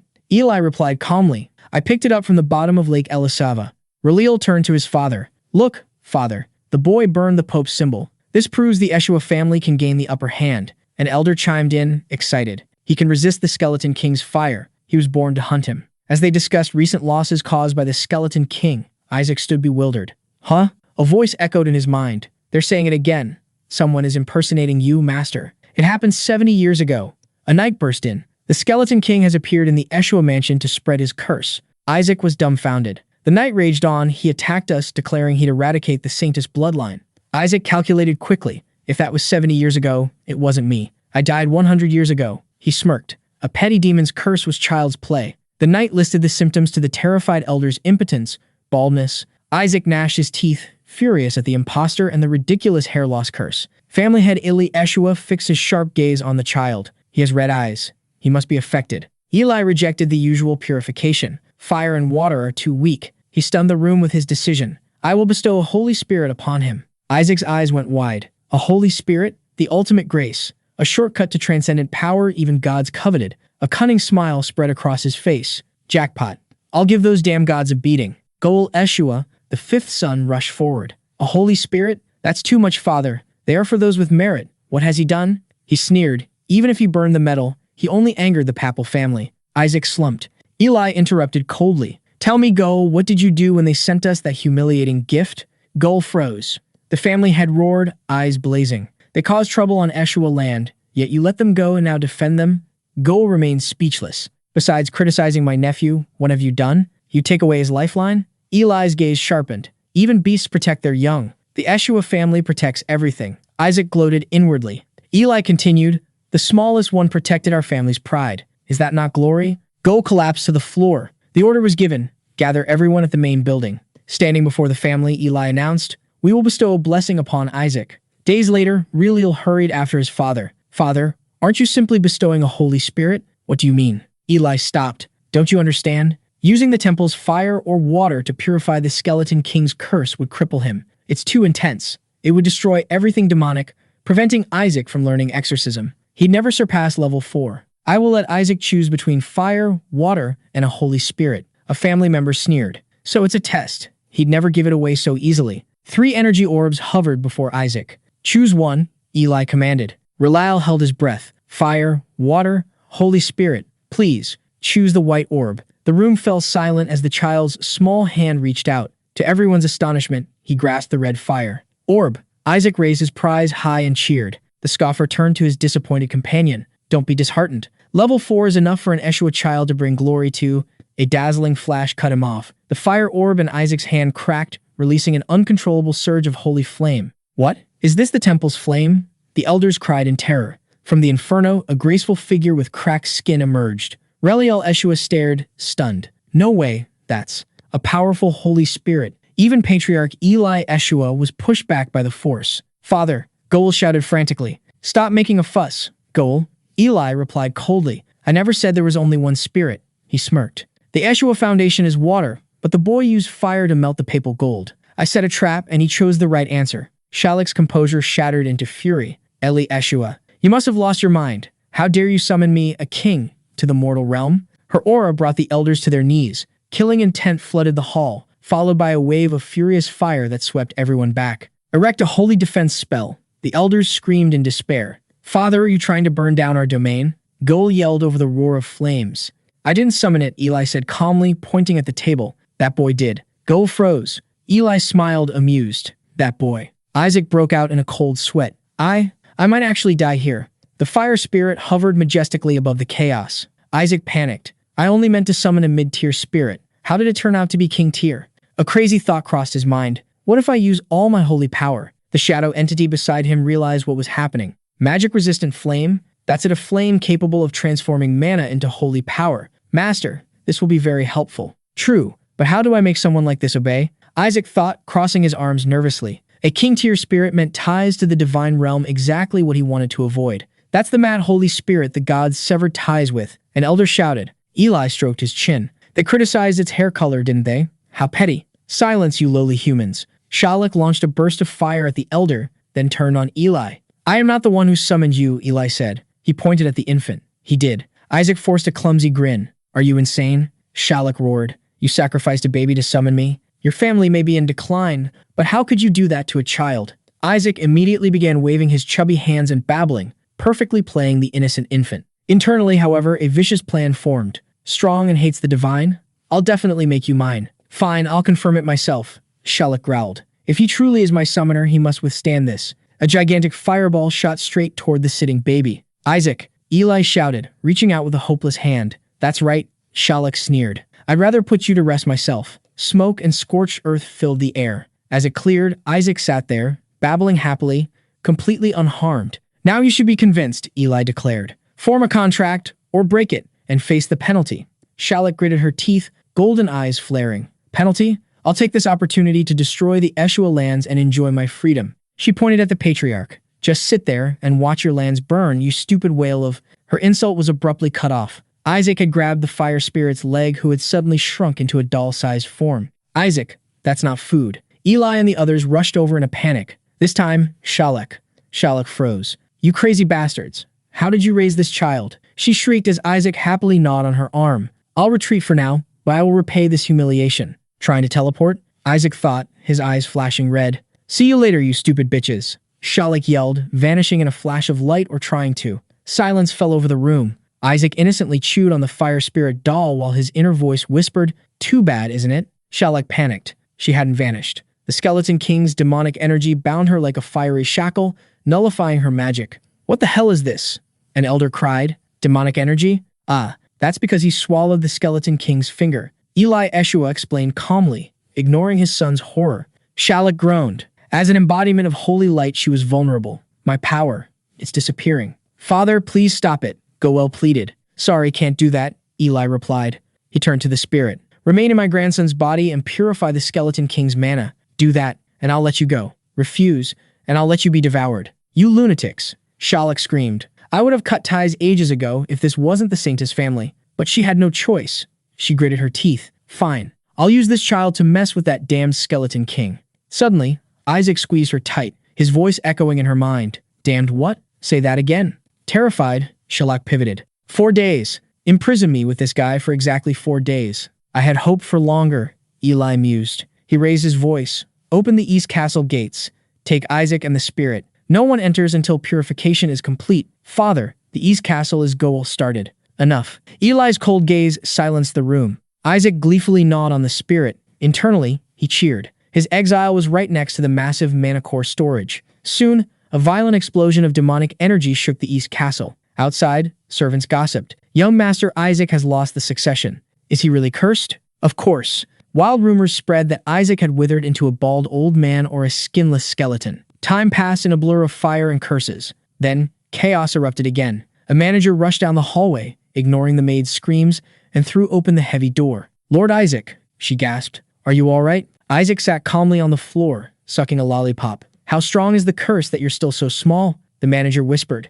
"I'm keeping myself small on purpose," Isaac thought. A baby's body absorbed power best. It was the only way to reach a new realm. Beside him, Shalak writhed. "No matter what, I must purify that damned brat," she hissed. She looked at Isaac with despair. "Why do you have more mana today? I was almost done yesterday." She screamed, unable to understand why the demonic energy continued to pour out of him. Isaac sneered, revealing the secret only to himself. "Because I've been absorbing mana from the cores under the annex for 10 years, you fool." After a decade of effort, he had finally gathered enough. Shalak collapsed from exhaustion while the dark entity within him rejoiced. "Without proper schooling, I can now use level 6 holy magic," he declared proudly to himself. "It will be all right, master," the manager reported. "The Pope is also mobilizing."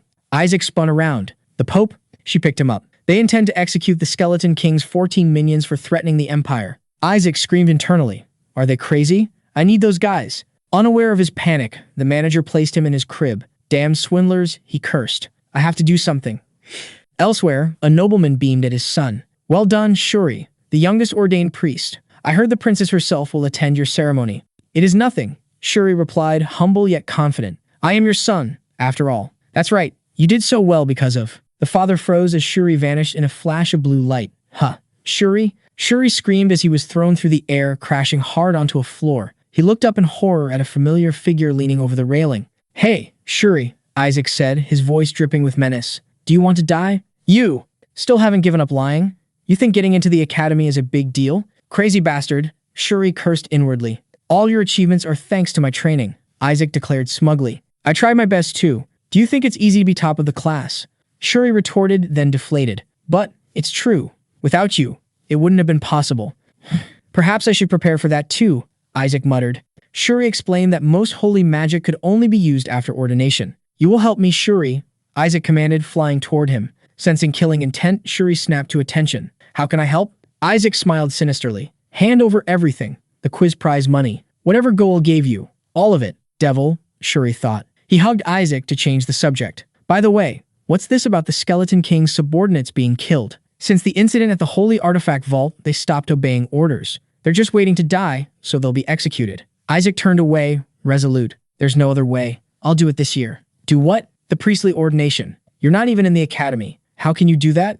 Isaac glared. "Are you laughing?" "No." Shuri scrambled to explain. "You can be ordained through a recommendation letter, but it requires achievements proving your qualification. You have to save the life of a prominent figure." Isaac realized he only had 1 month left. He grabbed Shuri's collar. "The princess will be there, right?" "Yes, but—" "And the princess is a person of very high social standing, isn't she?"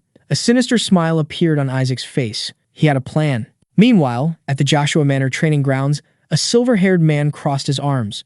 "Leave," he ordered the 2 guests. "Isaac will not go to the capital." "Sir, he needs to attend this year's founding festival," the female teacher pleaded. "That is where all saint candidates are ordained." The family head remained cold. Despite Isaac's 10-year seclusion, the nobility still whispered about the miracle he had performed 17 years ago, eager to see him return. The teacher pressed on. "It is my lifelong wish to teach him. The ceremony coincides with the princess's birthday." She played her trump card. "Even the Pope will be there." The family head paused. "The Pope?" The news that the Pope would personally bestow the hero's title, a power multiplier, and golden opportunity left the man stunned. The family head tried to deflect. "Isaac isn't old enough to be ordained. What does age matter in the face of talent?" The female teacher retorted. Faced with the educator's persistence, the family head sighed. "Fine, do as you wish." The teacher cheered, but the head wore a meaningful smirk. "However, you must take responsibility for your words." Meanwhile, Isaac sat smugly in the lap of a haggard Shuri Ashua. Memories of the mansion explosion flooded back. A stranger had watched that fire from afar, muttering, "So it's over there." He had identified the terrifying power unleashed. A king-tier, magic-resistant Holy Spirit specifically, the one that failed to become king due to a personality disorder. A dark plan formed. The papal family collected Holy Spirits. If he stole this one, his position was secured. He had a trump card ready, a plant capable of neutralizing holy power. He would suppress Isaac, trigger the Skeleton King's demonic energy, and reap the benefits. "This is the room, Professor." The door opened, and eager guests stepped in. "Finally, we meet young Master Isaac," one man remarked, His appearance hasn't changed from 10 years ago. Isaac's innocent red eyes looked up. He grinned. Welcome, my letters of recommendation. The teachers clutched their chests, smitten. Oh, my heart. Only the family head remained immune, glaring at the child. How dare you try to charm me, you cunning brat? Isaac decided to act. He pushed holy power into the man, holding him to trigger the Skeleton King's energy. Come on, lose control. Silence. Nothing happened. Isaac rubbed his head against the man's chest, feigning innocence while panic set in. Why is there no reaction? I use enough power. The fire spirit on his head snapped. Hey kid, just kill that priest already. The man smiled triumphantly. A king-tier spirit, my chance. He clutched a handkerchief in his pocket that emitted a dark aura. Isaac innocently reached for a cloth to wipe his sweat, then froze at the scent. Don't tell me. He had walked into a trap. Suddenly, the fire spirit coughed violently, clutching her neck as her sacred energy turned chaotic. Dark power erupted from her. Shalak screamed in a frenzy. It's out of control. Be careful, Professor. The mastermind crushed a magic ring. Now is the time. A fireball formed in his palm, the Sever Pain spell. He launched the destructive surge at the spirit under the guise of containment. Shalak screamed in agony as the flames engulfed her. Isaac merely smiled. Do you really think that will work? The butler and manager rushed in. Isaac, young master. The audience has gathered. Good enough. Isaac looked at the energy orb in his hand and closed his eyes. The chaotic demonic energy was instantly drawn toward the crib, surging through the room and forcing the witnesses back in horror. What? Young Master Isaac is absorbing the demonic energy himself. Isaac's eyes snapped open, crimson pupils glowing. He snapped his fingers. The demonic energy has been dealt with. He signaled the spirit. You should stop too. Pure blue sacred energy enveloped the fire spirit, instantly extinguishing her frenzy. Blue sacred energy. Oh my god. The butler gasped. The manager gasped. Hovering in midair, Shylock calmed, her flames extinguished. She stared at her body, shocked by the power that had subdued her. The teachers cheered. He controlled the Skeleton King's energy and quelled the spirit. The butler gazed at his young master, voice trembling. A miracle, Isaac. Tears filled his eyes. You've finally spoken. I'm so proud. Internally, Kim Yasok was annoyed. Damn it, why is that the important part? The crowd cheered, unaware of the boy's calculations. Meanwhile, the observer collapsed. Damn it, how could this happen? Shylock hovered above, dripping sarcasm. I'm asking the same thing, loyal subordinate. Her eyes blazed. Who's the mastermind? Mastermind? It's a misunderstanding. I only came to meet young Master Isaac. With fire-resistant gear, necklace, and bracelets, Shylock snapped. Say misunderstanding again. She bellowed. From now on, all fire spirits sever ties with the papal family. She smirked at the man. Don't misunderstand, I just don't like your face. The observer panicked. Wait, how can a spirit break a divine covenant? Those stupid rules mean nothing. As Kim Yasok smiled, Shylock crushed the observer. Get lost. She approached Isaac. You saved me and controlled the Skeleton King's energy. I'll stay and repay this favor. Shylock had fallen right into his trap. The teachers nodded. We must return to the Holy See and report this. The plan was a complete success. Kim Yasok couldn't hide his sinister smile. Eli Ashua arrived at the Patriarch's office. Eli Ashua announced the Holy See approved Isaac's ordination. That fast? Because he saved the Inquisitors? Rely asked. No, because he possesses a king-tier Holy Spirit. Eli held up a paper. More importantly, I tested Isaac's knowledge. He scored perfectly on all 1,600 questions. Relay was speechless. Aside from his terrible attitude, he sighed. The boy has no flaws. Eli nodded. We just need to check the personality test. The one that compels truth? Rely read the first answer. Family conquer its mind. They chuckled, but the second answer wiped their smiles. Ambition? Behead all gods. Rely crumbled the paper at the final answer. Goal, destroy this country. Eli's voice deepened. Only we know this. If he takes this again, Rely trembled, he'll be executed for heresy. Eli slammed the table. Accept the ordination in his stead. Do not let Isaac leave the house. We must prioritize home education. In his room, Isaac gripped his luggage. A shadow whispered, Master, have you decided? Of course. Grinning, the boy hoisted his fortune onto his back. It's time to run away from home. At the Roman Imperial Academy, rumors spread through the Holy Magic Department. I heard a 10-year-old is being ordained. Nigel Seaford, a redhead, sneered. Who does he think he is? A kid who can barely walk. He turned to his classmates. He hasn't grown an inch in 10 years, cursed by the Skeleton King. Don't you think so, Shuri? Shuri, a blonde, remained silent. It's probably just ceremonial, another student soothed. The brown-haired friend sighed in relief, but inwardly he cursed. That annoying bastard. Nigel sneered. Must be great living in the Saintess's house. Even an unqualified kid gets to be a priest. His brown-haired friend slammed the table, screaming internally. This bastard just won't stop. A cold voice cut from the doorway. You're underestimating the Holy See's priests, Nigel Seaford. Keena Barrett stepped out of the shadows, smirking. Most importantly, the one who accepted Isaac's nomination was your father, Duke Rion Sifid. I didn't realize you were stupid enough to insult your own blood. Nigel spun around. Shut up. You're not even a student. What are you doing causing trouble? I was invited, Kina replied calmly, as an advisor and holy magic instructor for your graduating class.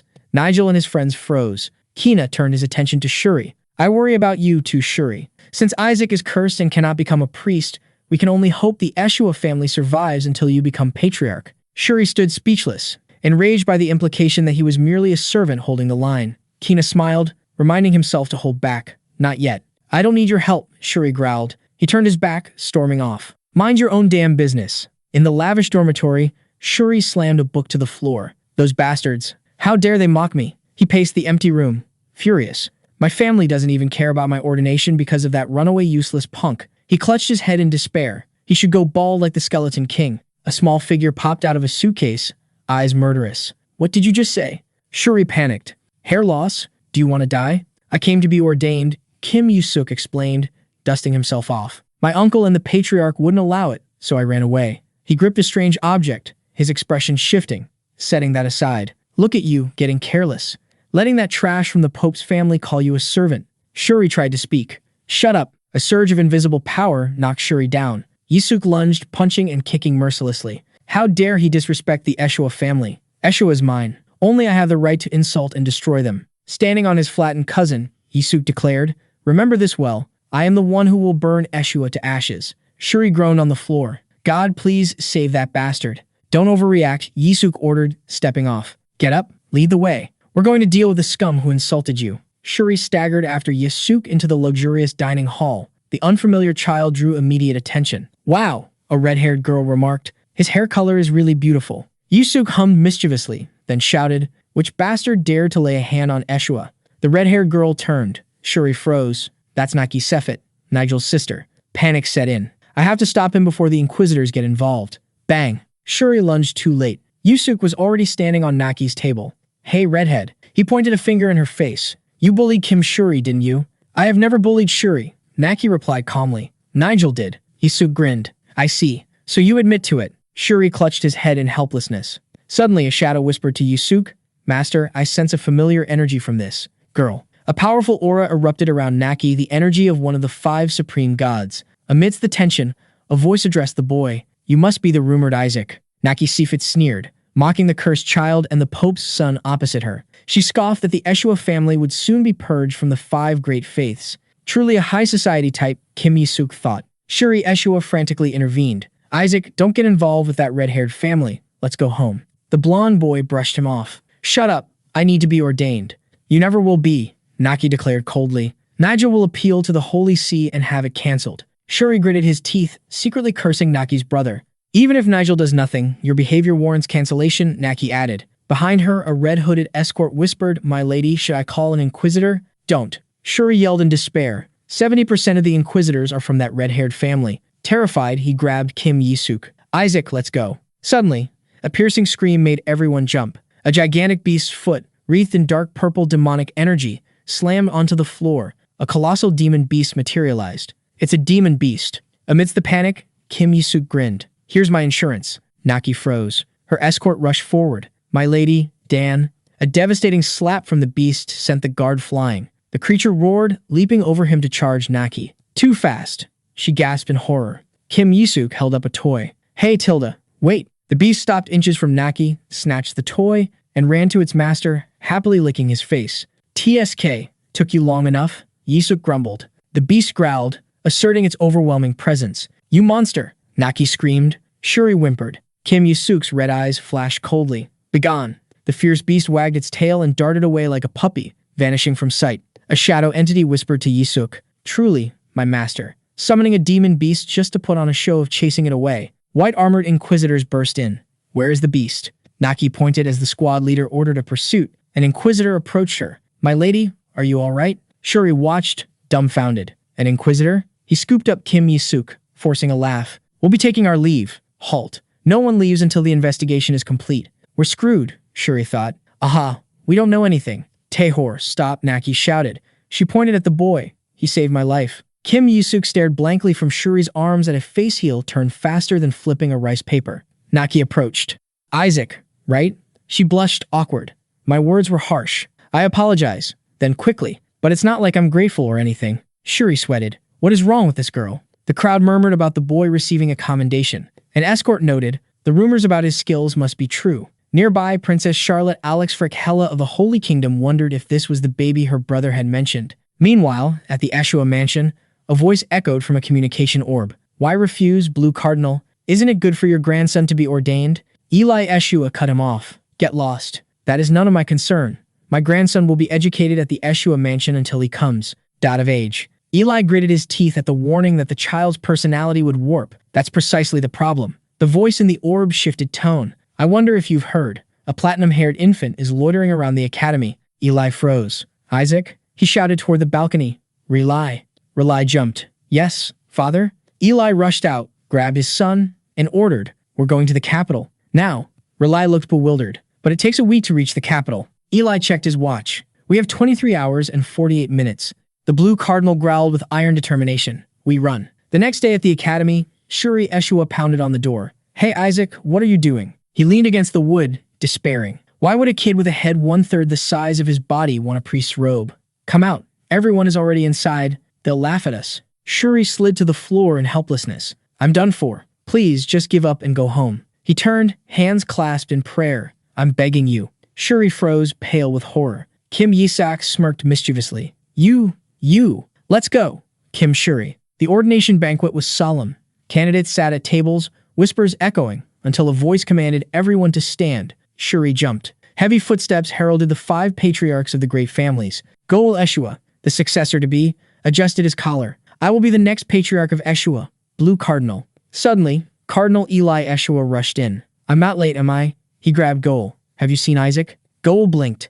He should be at home, shouldn't he? Eli Ashua ran up, panting. It's too late. I think Isaac is with Shuri. His Holiness, the Pope, has arrived, the Master of Ceremonies announced. Pope Giulio Bariat entered, exuding absolute authority. He raised a hand, the blessing for Hela. As the Pope took his throne, a silver-haired patriarch noted, Isaac is nowhere to be seen. The ceremony began. Shuri clutched a wine glass. I should be relieved. Then, the name Isaac Ashua was called.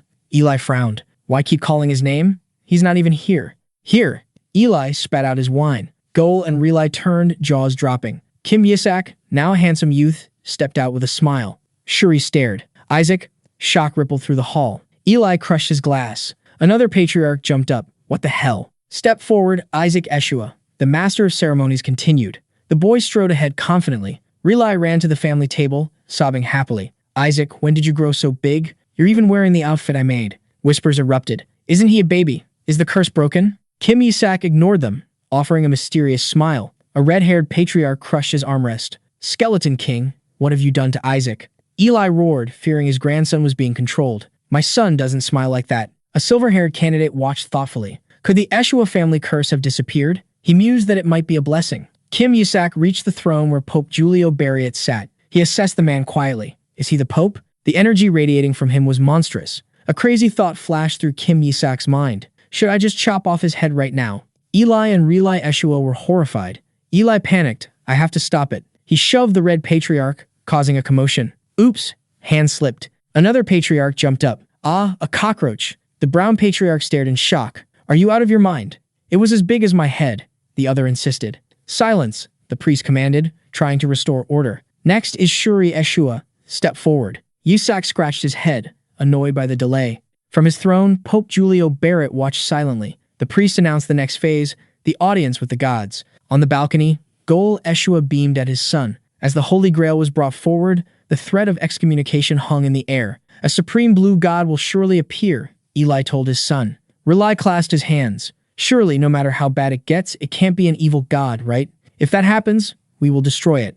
Relai stammered as his father grabbed his collar. Destroy what? Yasok? Eli watched Shuri face the Grail. The Grail. Why destroy the child? In the hall, Shuri pricked his finger. A drop fell, stirring the water and emitting a blue stream of power. A brilliant pillar of light enveloped him. Indeed, Goel Ashua exclaimed with pride. A blue high god has descended for my son. Yasok observed coldly. So the Ashua family serves the god of light, a pathetic god of integrity and purity. He raised his bleeding finger. As for myself, any god who meets me will just be a nuisance. He let the blood drop. The high priest froze. This is? The water turned murky, then black. A torrent of demonic energy erupted from the grail. Rely and Eli watched in silence. That is, Eli stammered. A gigantic skeletal figure emerged from the smoke. The Skeleton King? Eli screamed. The entity loomed over the hall, radiating death. Eli collapsed, eyes glowing red with uncontrollable power. Yisak stared up blankly, bewildered. Eli growled, gathering blue energy, eyes bloodshot. Die, he lunged. But the Skeleton King acted first. Chains shot from the darkness, binding Yisak. A dark voice resonated. I have been waiting for this saint. What? I will destroy this holy nation. The Skeleton King roared, starting with this one. Bound in chains, Yisak wondered, what's wrong with him? His shadow entity screamed in his mind. He looks exactly like I used to. How disgusting. What the hell is this imposter? It glared furiously. My master is even more of a failure than this. The High Priest and Red Patriarch attacked together. Yellow and red magic shot toward the enemy. Eli braced against the shockwave. Stand back. His eyes glowed red as he gathered a blue orb. A gigantic serpent of holy power unleashed, lunging for the Skeleton King. The king faced the serpent calmly. Patriarch of the Blue Clan, your power is limited by a curse. Best stay put. In the corner, the Silver Patriarch sighed. I really don't want to intervene. The building might collapse. Then his eyes flashed deadly red. But you talk too much. The man roared, unleashing a terrifying surge of blue energy. The Skeleton King merely curled his lips into a gruesome smile. He snatched the panicking Kim Yasok, hoisting him as a human shield. Do you want to see this little saint die? Kim Yasok screamed. That's what I'm asking. A witness shrieked as the energy serpent lunged. Your grandson is being held. Eli Ashua only smiled cruelly. A saint won't die from this. Swept into the vortex. Kim Yasok screamed. I'm gonna die. A massive explosion engulfed them in blue light. Gul Ashua covered his head as the Skeleton King was swallowed by the power. The sanctuary crumbled into desolate ruins. Amidst the smoke, Gul Ashua stared at the epicenter. Did it hit him? A nobleman gasped. My God, the Skeleton King is back. He hasn't been seen since he cursed the Joshua family 70 years ago. No, a resolute voice cut through the dust. Kim Yasok, dirty but unharmed, growled, that bastard is an imposter. Eli Ashua spun around, surprised. Isaac, are you all right? Whispers circulated. Shuri Ashua looked at the boy, puzzled. Didn't the king call him a saint? The patriarch knelt to comfort Shuri, while the crowd believed the Skeleton King had been annihilated. Kim Yasok looked up, eyes sharp. There's no way it's dead, he declared. That was just an illusion. A shadow entity appeared behind him, whispering, a shadow clone. Do you feel it? Kim Yasok clenched his fist. It used my mana. He mused. Did my mana core fall somewhere? He smirked sinisterly. If that imposter has it, even better. I just need to kill it and take it back. Eli Ashua stood lost in memory, recalling his confrontation with the Skeleton King years ago. Nearby, Pope Julio Barrett thought, if I hadn't attacked, he would have killed Isaac too. In the memory, the Pope comforted a weeping Shuri Ashua. But why? The child sobbed. The Pope's mind drifted further back, to the greatest god his family had served for millennia, the one above the 5 supreme gods. Fury seized him. He almost chose that brat from the Joshua family. The flashback ended as the Pope watched Eli Ashua walk away. In the ruins, Eli Ashua approached Kim Yasok. Isaac, let's go home, Eli said, extending his hand. Suddenly, he grabbed Kim's head with a chilling grin. My grandson defeated the curse splendidly. Grandpa will buy you candy. Eli leaned close. Kim recoiled inwardly. He looks like he's dragging me to a slaughterhouse. Duke. A cold voice cut the air. The silver-haired youth stepped forward. I don't think Isaac should return right now. The ground shook as dark energy erupted. Hideous monsters roared from the ruins. Surrounded, Eli Ashua calmly said, there are still a few things to settle here. Nearby priests watched in dismay. Nothing can be done now, Patriarch. Kim Yasok smirked. I don't think we should rush back. He stepped toward the astonished youth. The youth growled, arrogant bastard. You call yourself a saint just because you've grown? I'll show you who the real saint is. Holy power swirled in Kim's palm. He thrust his hand forward. Purification. Divine light enveloped them, burning the beasts. The patriarch exclaimed, magnificent. It's been 100 years since I've seen such pure light. But a bespectacled priest frowned. Why use a cleansing spell instead of an attack? The beasts weren't dead, merely stunned. Kim Yasok recalled the woman who taught him. There's no other way. Selik is the only one I could learn holy arts from, he mused. However, once the purification holy art reaches level 6, a wicked smile curled his lips. It deals damage over time across a wide area. The demonic beast shrieked, writhing violently. The silver-haired youth intercepted him. Move. Your arts can't destroy them. He thought even a once-in-a-century talent is capped at level 5. You're no match for me, he declared. Watch closely. But the sphere of holy power in his hand crumbled to dust. Kim Yasok scoffed. Focus your attacks on multiple parts. The youth spun around, angry. Don't you know anything? These monsters have extreme regen. Yasok's laughter drowned him out. He crossed his arms, sneering. Kid, you know nothing. Those are decoys. He scanned the ruins. Where's the core? Blue divine power streamed from his palm, sweeping the room. Found it. He zeroed in on a small, glowing bug. The silver-haired youth frowned. It's just a bug. Without a word, Yasok speared it with a pin. Dark energy exploded outward, slamming into the youth. He collapsed. Yasok smirked, holding up the remains. It slowly poisons humans. Simultaneously, the other students fell, bodies convulsing. The silver-haired youth gasped, recalling the enemy's threat. That skeleton, it wants to destroy the holy nation. Yasok smiled maliciously. And these students are its future. While priests shouted orders amidst the chaos, Yasok watched calmly until golden power swept the hall. His eyes widened. Wait, if you purify them all at once. Dark energy lingered around the students. The shadow entity whispered, Master, this is our chance. Yasok grinned. You're a genius. Pope Giulio Barrett raised his staff. Immense light flooded the room, absorbing the toxins. Yasok and the youth stared, stunned. The Pope smiled benevolently. You need not worry about the poison. Useless geezers, Kim Yasok muttered, his plan ruined. A heavy stomp shook the floor. A giant wolf demon materialized. You dare defy the great king? It roared, desperate. I'll drag you to the grave with me. Yasok's red eyes flashed. An invisible wave of pressure slammed into the beast. This power, the wolf gasped. As it was blown away, it heard Yasok's disdainful voice, acting like it's a big deal. During the cleanup, the silver-haired youth stared at Yasok. He drove away a demon with a glance. He clenched his fists. Impossible. He grabbed a passing student. That skill only the Pope should be able to use it. Meanwhile, news of the Skeleton King spread, causing an uproar. At a high council meeting, Pope Giulio announced there was an issue with the holy water vessel. We are investigating. Is it due to the outsiders? A patriarch asked. Only partially. The truth was revealed. The holy dragon's barrier was weakening. At the Joshua mansion, Kim Yasok read the paper. The invasion weakened the barrier. Since the dragon connects to the royals, the papacy takes no blame. Clever. My grandson reads so well. A surprised voice rang out. His uncle clapped insincerely. Congratulations on your ordination, nephew. Reli Ashua beamed. Our Isaac speaks fluently now. Finally, he can read the Skeleton King's cursed letter. The door burst open. Blue Cardinal Eli Ashua entered. Solemn. Good. You're both here. Isaac, could you leave? Us to talk privately? As Kim Yasok left, Eli wasted no time. Divine Art Level 3. Absolute soundproofing. Silence enveloped the room. Rely asked, is the soundproofing art really necessary? Goal looked equally confused. It's about Isaac, Eli said grimly. During the ordination, I think Isaac was chosen by an evil god. He let the words hang in the air. Clearly, it wasn't an ordinary summons. That symbol has never appeared before. He lowered his voice. Only the Pope and the Cardinal of Gold saw it, and the Pope tried to kill him. Unless it was an evil god, there's no way he would do that. Goal muttered, if it wasn't an evil god. A realization struck him. Could it be a symbol of the Golden Faith? The Golden Faith? Rely shouted. They're obsessed with purity, Goal explained. They wouldn't overlook the Ashua family summoning one of their gods. Eli nodded. It might even be a god they themselves have never summoned. Isaac definitely did it, Rely exclaimed. No chance, Goal said flatly, deflating him. Use a holy relic as bait for Shuri, Eli ordered. Goal, investigate the papal family. If you do well, Shuri will be rewarded, and Isaac will be under special surveillance until his internship begins. Eli clenched his fist. If Isaac failed, the trial of faith again. The image of an eerie dark priest flashed in their minds. Treason. Exile. We must stop that at all costs.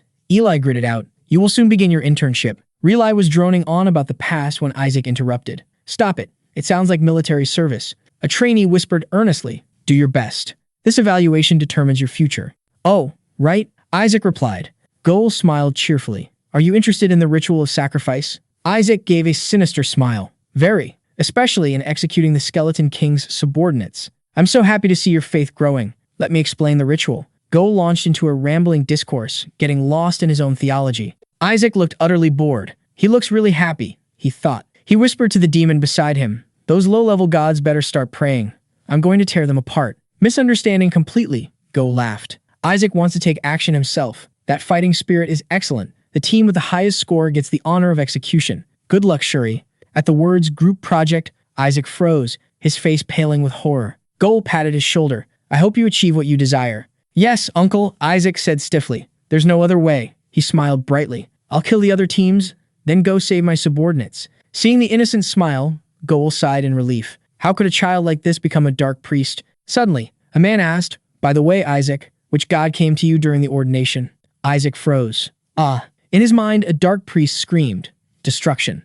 An unpleasant symbol, Isaac said finally, made me want to vomit. The men paled. An evil god, Goa whispered. They quickly backpedaled. It's fine. Faith is what matters. I don't care. Isaac shrugged. When told the Cardinal of Gold wanted to meet, he frowned. What does that guy want now? Isaac Ashua. Relai called out, staring at the defiant boy. Suddenly, the door crashed open. Kaina Barrett stood there, eyes sharp. I have something to say to you. Relai and the brown-haired man watched tensely as Kaina approached. Isaac. Kaina grabbed the boy's hand, leaning in close. I thought you were useless. I'm serious, Isaac. Isaac gritted his teeth. You bastard, are you crazy? Do you want to pick a fight? Kaina smiled. I realized you've been hiding for 10 years to focus on training, keeping your skills pure from vermin. The consecration ceremony proves you possess extraordinary talent. Isaac stared in horror. I'm starting to get scared. This guy really is crazy. Kaina extended his hand. Train with me under my grandfather. We'll step directly into the professional world. Take my hand, Isaac. We'll behead the skeleton king in front of everyone, and together, we will lead this empire. The brown-haired man stood stunned. Is this the papal family's new way of bullying? No, he looks too serious. The conditions are so good, it's giving me goosebumps. Isaac slapped Kaina's hand away. Get lost. Kaina blinked in astonishment, but the brown-haired man just smirked. That's right. He's always been a lunatic. Kaina tried to press the offer, but Isaac cut him off. I don't care. He pointed at the brown-haired man. If you really want to bring something along, take that thing. He's on a completely different level than you. The brown-haired man raged silently. Kaina lost his patience. You have extraordinary talent, strong enough to drive away a demon with a glance. A shadow entity whispered in Isaac's ear. I think this bastard just wants to learn that technique from me. Makes me want to do it even less. Isaac pushed Kaina back. Get lost. Just imagining the Pope's lessons makes me sick. Kaina froze. Did you just say my grandfather is so disgusting he makes you want to vomit? Of course. I want to chop off his head right in. A hand clamped over Isaac's mouth. The force of the arrival made Relai and the others stumble. My grandson is busy. An authoritative voice rang out. Eli Ashua, the blue cardinal, hoisted the boy onto his shoulder. Don't loiter around him anymore. Kaina yelled as Isaac was dragged away. If you play with him, that trash's nature will rub off on you. Eli growled, tightening his grip. Left behind, Kaina could only stare in stunned silence. Draped over the shoulder, a venomous vow formed in Kim Yasok's heart. You Ashua scum, I will destroy your entire family. Now, a new challenge awaited. The pentagonal test, an ordeal supervised by cardinals of the four great faiths, white, gold, blue, and black. Kim Yasok resolved himself. I must pass this test to become a priest, no matter the cost. Donning his trainee uniform, he asked, my teammates are here, right? He soon realized groups were formed by family ties, a setup to incite factional warfare. Nearby, Shuri Ashua boasted loudly about arranging a team entirely of acquaintances. Yasok smiled slyly, pushing the door open. I'll whip them into shape, then go rescue my subordinates. He grinned, sensing a presence. He's here. Instead, a voice ordered the crowd, tie that bastard up. Before Yasok could react, he was surrounded. We heard you're the one who bullied Shuri. Two ringleaders smirked. Consider this a little game. You'll die if you tell Shuri. Yasok crossed his arms. Trouble. A teenager held out a baby rattle, sneering. Consider this a social gathering. The group burst into mocking laughter. They say he's still a baby, so it must be true. The rattle slammed into the teenager's face. The blue-haired ringleader gaped as his comrade collapsed, covered in blood. The group screamed, what the hell? This crazy bastard. Yasok calmly picked up the toy. What's important is that we become closer. He flashed a savage smile as the rattle emitted dark energy. So let's get really close, everyone. Amidst desperate screams, Yasok raised the rattle like a sacred artifact of punishment. Shuri. Ashua stared at the unbelievable sight. Isaac sitting atop a human pyramid. Isaac, I'm just asking because I don't understand, Ashua said, bewildered. You call this a social gathering? Those crushed beneath the weight cried out, Shuri, save us. He's your little brother. Shuri blushed, stammering. Thanks for playing with my little brother. Then he yelled in despair, what the hell are you thinking? The criterion is unity. Unity? Yasok asked innocently. Can't you see them forming a pyramid? That's plenty of unity. They're only surrendering because of your power, you lunatic. Shuri screamed. Yasok ignored him and handed over a piece of paper. Whatever. Look at this. Shuri skimmed the list, stunned. These are the guys trying to leech off you. They've been draining you for 7 years, Yasok explained. A purple-haired guy argued, our family has nothing to give you. Are you sure? Yasok cut him off, eyes glowing red. Your limbs are intact. Your organs are fresh. Yasok smiled coldly. I don't want anything special, trash, just a healthy exchange. So make sure you work as a team diligently, innocently, and loyally. He flashed a savage grin. Understood? Understood. A trembling voice replied from below. All right, Social gathering over. The thugs scattered like a broken beehive. A brown-haired young man ran after Yasok. What if we fail the assessment? The first criterion is unity. Don't worry, Yasok replied. I have a plan. Follow me. Yasok gleefully threw open a large cabinet. Look at this. Inside, a candidate was tied and gagged, eyes wide with panic. Tada! Yasok exclaimed. The brown-haired man grabbed Yasok's collar. You crazy bastard. He's a teammate, our uncle's son. He has a letter, Yasok said calmly. I hereby withdraw from the position of spy. They froze. Yasok removed the gag and the brown-haired man knelt before the traitor. It was Nigel, wasn't it? The captive sobbed. I'm sorry. I had no choice.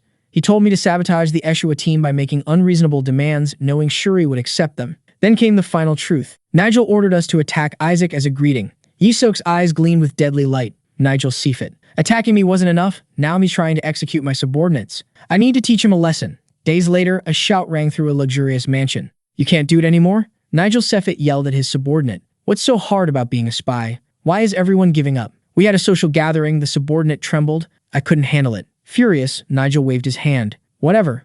Get out of my sight. A female subordinate reassured him. Don't worry. The Ashua team still has 3 people loyal to our house. If they turn, the team is doomed. Nigel bit his nails. That brat is getting on my nerves. I should have killed him long ago. Even his father was interested in Yasok, which only annoyed Nigel more. Invite him to my house?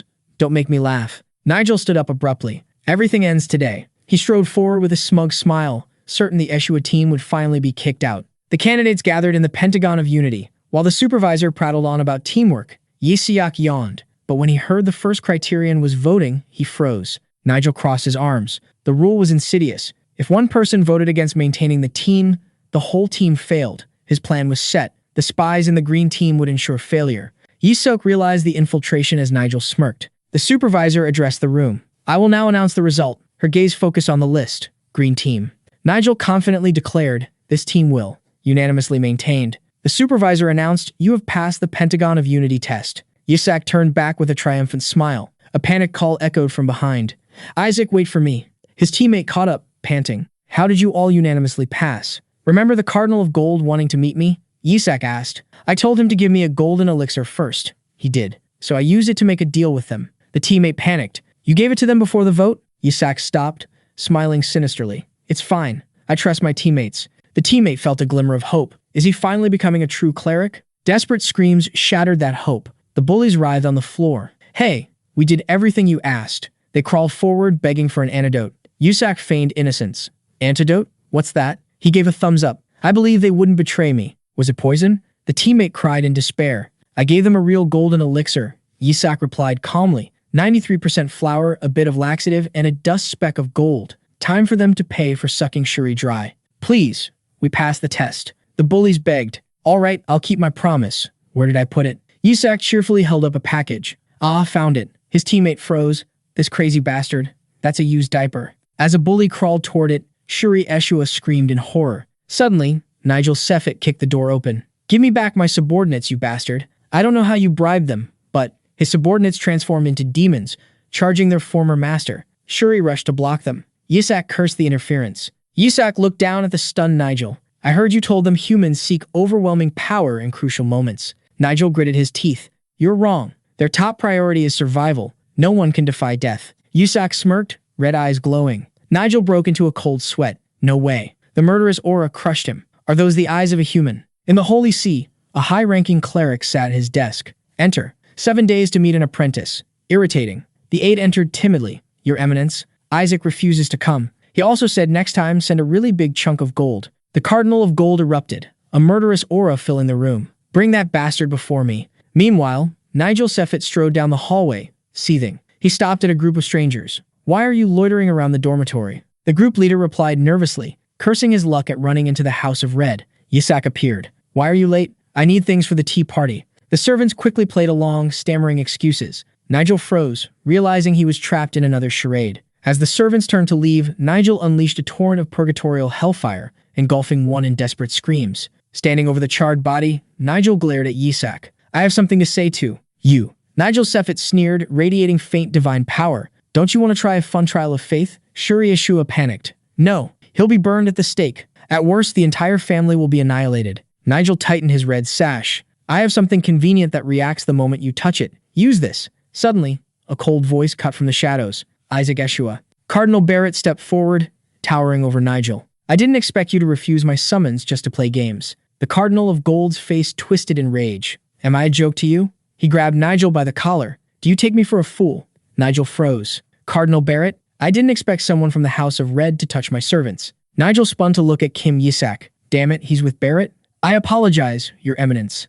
Kim Yasok placed a hand on his chest, feigning innocence. As you can see, young Master Nigel here forbade me from associating with the House of Gold. I couldn't respond in time. Nigel's jaw dropped. When did I ever say that? He scrambled to salvage the situation. And why would a cardinal summon a trainee? That breaks protocol. Kim Yasok covered his mouth and whispered something to the cardinal, then smiled. Well, this is fun. The cardinal turned an icy glare toward Nigel. Third son of the House of Red, it seems you have too much free time. I've overlooked your actions out of respect for your father until now. No, wait, that's not it. I will assign extra tasks to your team from the Sanctized, Barrett commanded.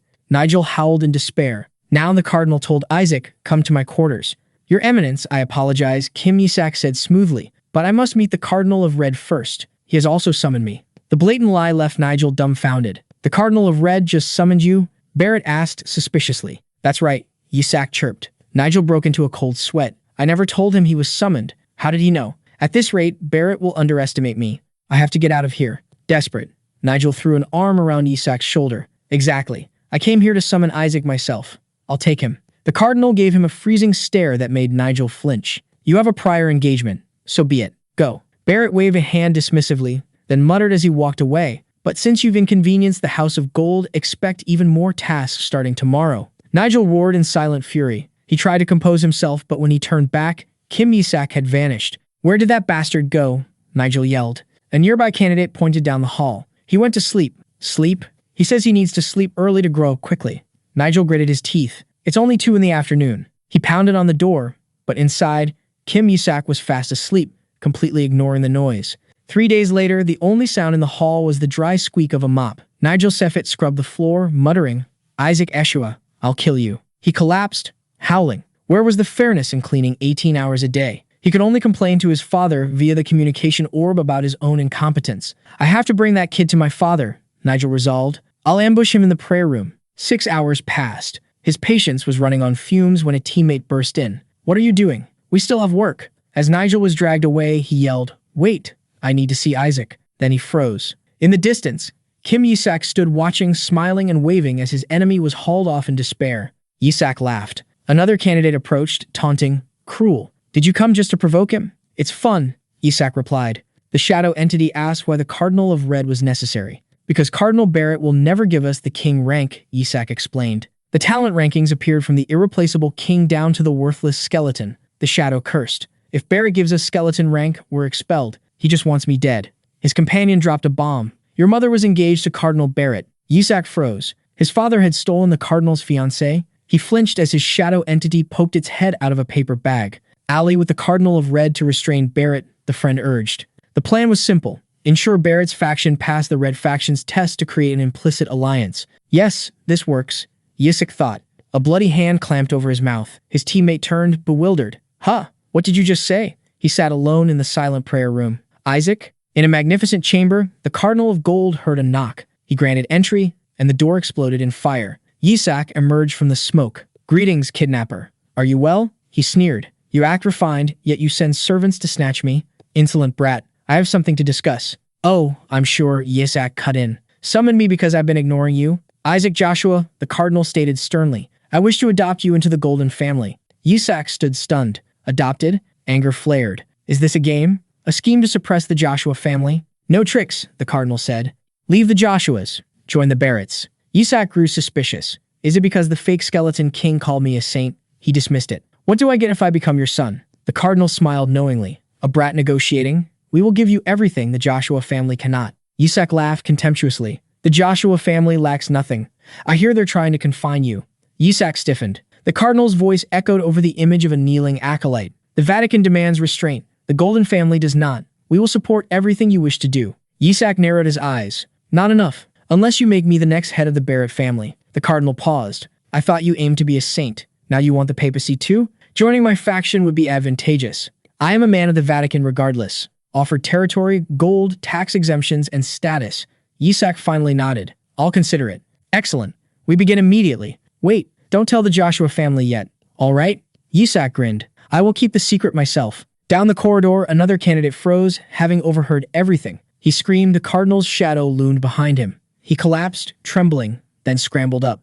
I didn't hear anything. He shrieked, fleeing. The cardinal watched him go, unconcerned, then walked away coldly. Yisak's opinion meant nothing. I only said I'd think about it, Yisak thought. Never that I'd go there. Isaac retorted with a smug look. Even if I die, I will not join the papal family. Even if you die? The cardinal pressed. That's right. The cardinal gritted his teeth, anger flaring at the boy's stubbornness. You are exactly like your mother. From your appearance to your way of speaking, he growled, smiling sinisterly. He threatened that a single word from him could excommunicate Isaac and destroy his future. Grabbing the boy by the collar, the cardinal snarled. You know that, yet you still dare to speak this way. Unfazed, Isaac smirked. Then I will create a country that needs neither priests nor popes. Why would a nation need 2 leaders? It will be my country regardless. The cardinal stammered, stunned. You? What the hell are you? Isaac's demeanor instantly brightened. To defeat the skeleton king, you need at least this much courage, don't you?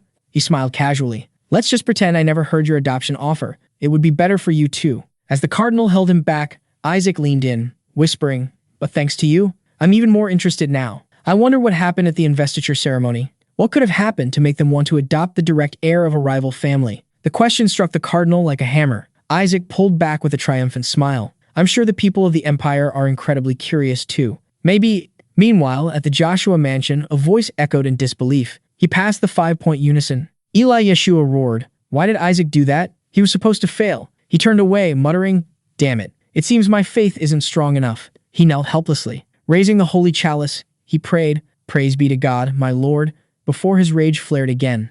Get out, my grandson. Get out. Benjamin Joshua, the second son, watched in confusion. Rely, what happened to the family while I was away? He gave a forced, sarcastic laugh. Since when did they start using the Vatican's faith to curse others? When asked if Isaac was a troublemaker, Rely Yeshua immediately defended him. The boy is very kind, innocent, polite, and intelligent. He tried to explain, though their father continued muttering curses. I think father is just too worried about his grandson. It's good that a child with inheritance potential has appeared, Benjamin mused, but I feel strangely uneasy. Eli still couldn't believe it. Why hadn't the blessing worked? Reli, watching him, secretly thought it looked more like a curse. Even so, Reli said, I understand that child now holds great significance for grandfather. Just then, Leah Joshua returned. Greetings, family head uncle, she asked curiously, but how did he pass unison? She received only a curt silence. The papal family is showing excessive interest in Isaac, Eli said, his voice low with concern. He's too outstanding for his investiture to be delayed, Reli thought anxiously. A heavy, suffocating atmosphere settled over the 3 men. Benjamin suddenly noticed an envelope. Father, who sent that letter? Eli sighed mournfully. It's from your 4th brother. He looked at his sons coldly. It belongs to your older brother. Rely was stunned. Noel? He sent a letter? The letter's arrogant content pierced the patriarch's pride like a knife. Eli growled, this is why we need to re-educate Isaac. If you don't think Isaac is capable enough, Rely, then you will be the next patriarch. But the boy passed the harmony test. Benjamin tried to appease him. Perhaps there's still hope. The mechanical bird in Eli's hands suddenly shrieked. Nonsense. Hope, my ass. It transformed into the fire spirit, Shilak. What's wrong, Shilak? Eli asked calmly. That bastard is going around using his rattle drum to hit other kids. Shilak accused furiously. Benjamin sighed. That's Isaac for you. Rely was speechless. The boy had even poisoned and blackmailed his teammates to pass the test. As Eli tried to calm himself, Shuri Yeshua rushed in. Cardinal Barrett has requested to adopt Isaac. Deadly silence filled the room. Benjamin quickly defended, Father, Isaac is a Yeshua. There's no way he would desert us. Shuri stammered, revealing Isaac's answer. He said, excellent. What did he do? To trick Isaac? Rely grabbed Shuri, roaring. Nearby, servants whispered, money will solve it. Eli's furious voice rang out. His grandfather is standing right here, and they dare steal my kin? The patriarch's killing intent filled the room. A treasure chest creaked open, gold glittering inside. Onlookers gasped. All from the Barrett family, a candidate murmured. Just for Isaac? So the rumors about his ties to the Pope are true. Isaac thought, compensation, hush money. He eyed the gold, mind racing with schemes. Then a candidate raised a banner, to Joshua Isaac of the Azure Faith. Isaac froze. Gold is fine, but what is that? Why? A messenger handed him a letter. The patriarch sent this? That stingy old man? Sweat beating, Isaac cracked the seal. Inside was an image of Eli Yeshua making a heart symbol with the caption, You are one of us. Isaac recoiled in horror. Why are they doing this to me? Suddenly, a figure materialized, startling the crowd. Isaac flinched. Leah Yeshua. He paled, trembling as he spotted the matriarch beside her. The matriarch too? What? Panic set in. Damn it, Melissa. Do you know how hard I tried to avoid you? He grabbed two candidates, scanning for an exit. A brown-haired candidate shook Isaac. Wow, looks so real. That video is from the communication orb, right? Isaac punched him in the face. You bastard. You scared the hell out of me, he snarled. I thought she was really here. An authoritative voice echoed from the orb. You must be Isaac. Melissa Ashua's projection smiled. I heard you've grown quickly, so you truly defeated the Skeleton King's curse. I'm impressed. Isaac exhaled. Good thing it's just a projection.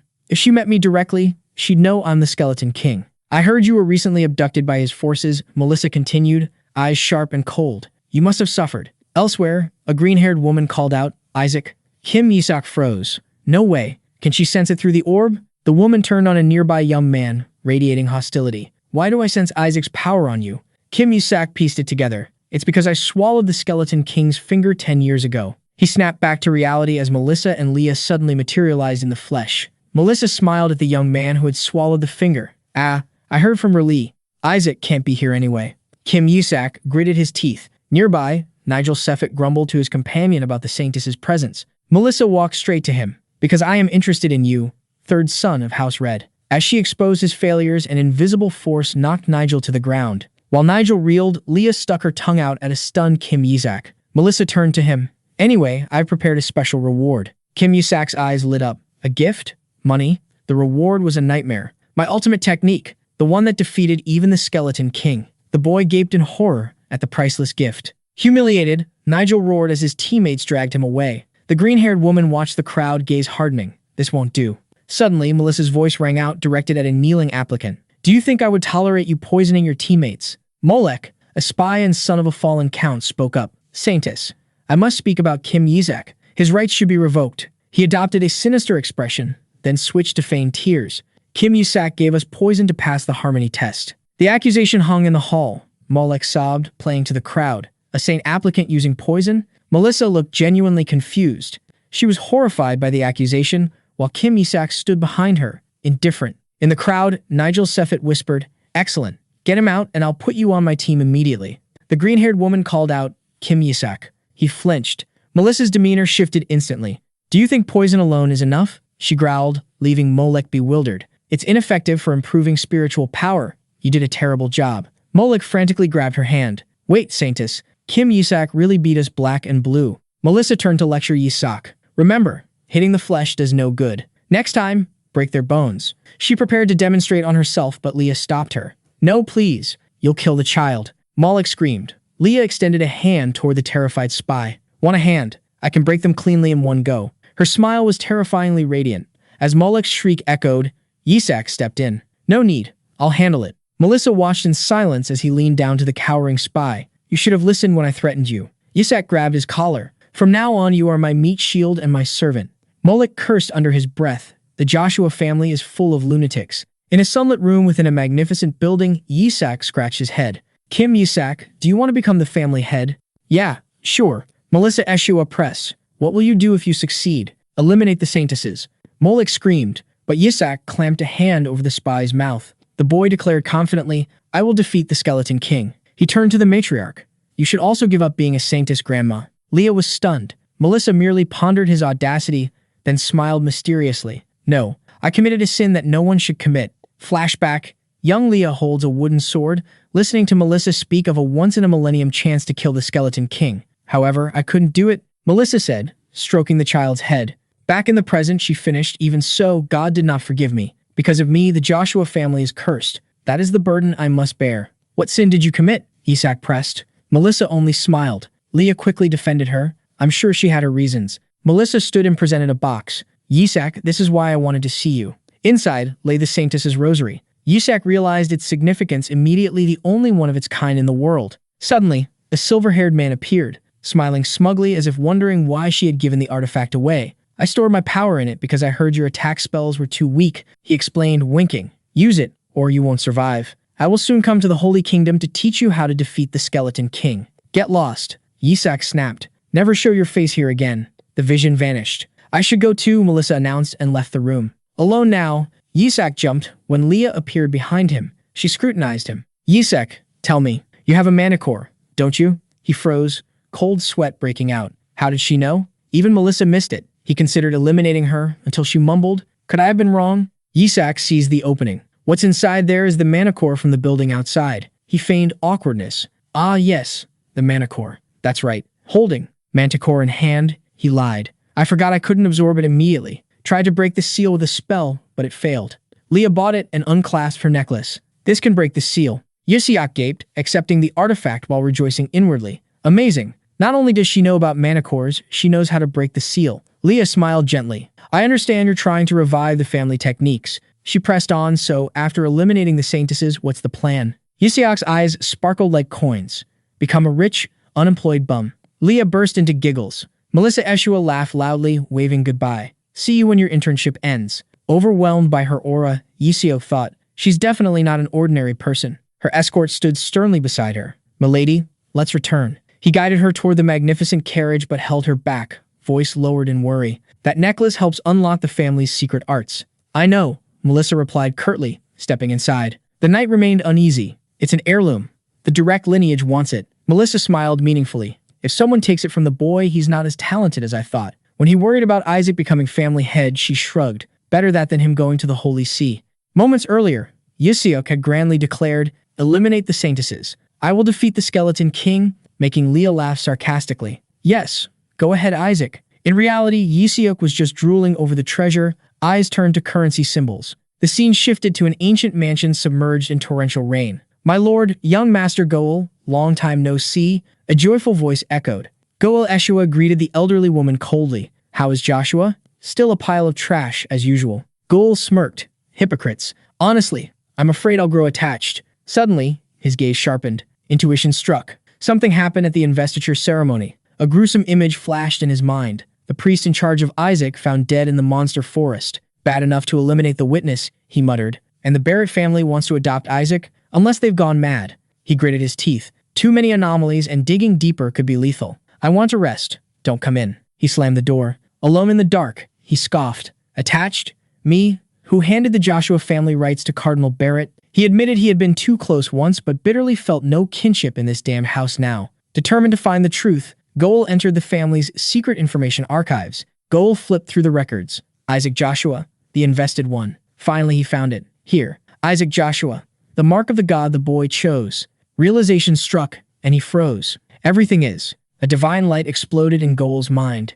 Everything is with me, the greatest god. He slammed the notebook shut. So that's it? That's why the papal family did this. Goel rushed out. This wasn't about the Holy See anymore. It was about the Barrett family's survival. He clenched his fist. No, this is a matter of survival for the entire empire. Elsewhere, a trainee uniform lay discarded amidst a pile of treasures. Kim Yasok asked, is this money enough to find a weapon to destroy the binding orb? The shadow entity pointed to a glowing stone. The problem is the anti-demon stone. It's immune to all energy. Kim Yasok roared. They turned my subordinate's binding orb into an anti-demon stone? Crazy bastards. He sighed, sitting on the bed. According to Leah, this should release the seal. He eyed the blue pendant. He'd never seen anything like it. As the object's touch, he exclaimed, it's opening. Dark energy surged from the mana core. Eat. The shadow entity lunged. Dark magic engulfed the room as the subordinate devoured the core. Overjoyed, Kim Yasok sensed the mana was enough to upgrade his rank. He could use higher-level spells now. He burst into insane laughter,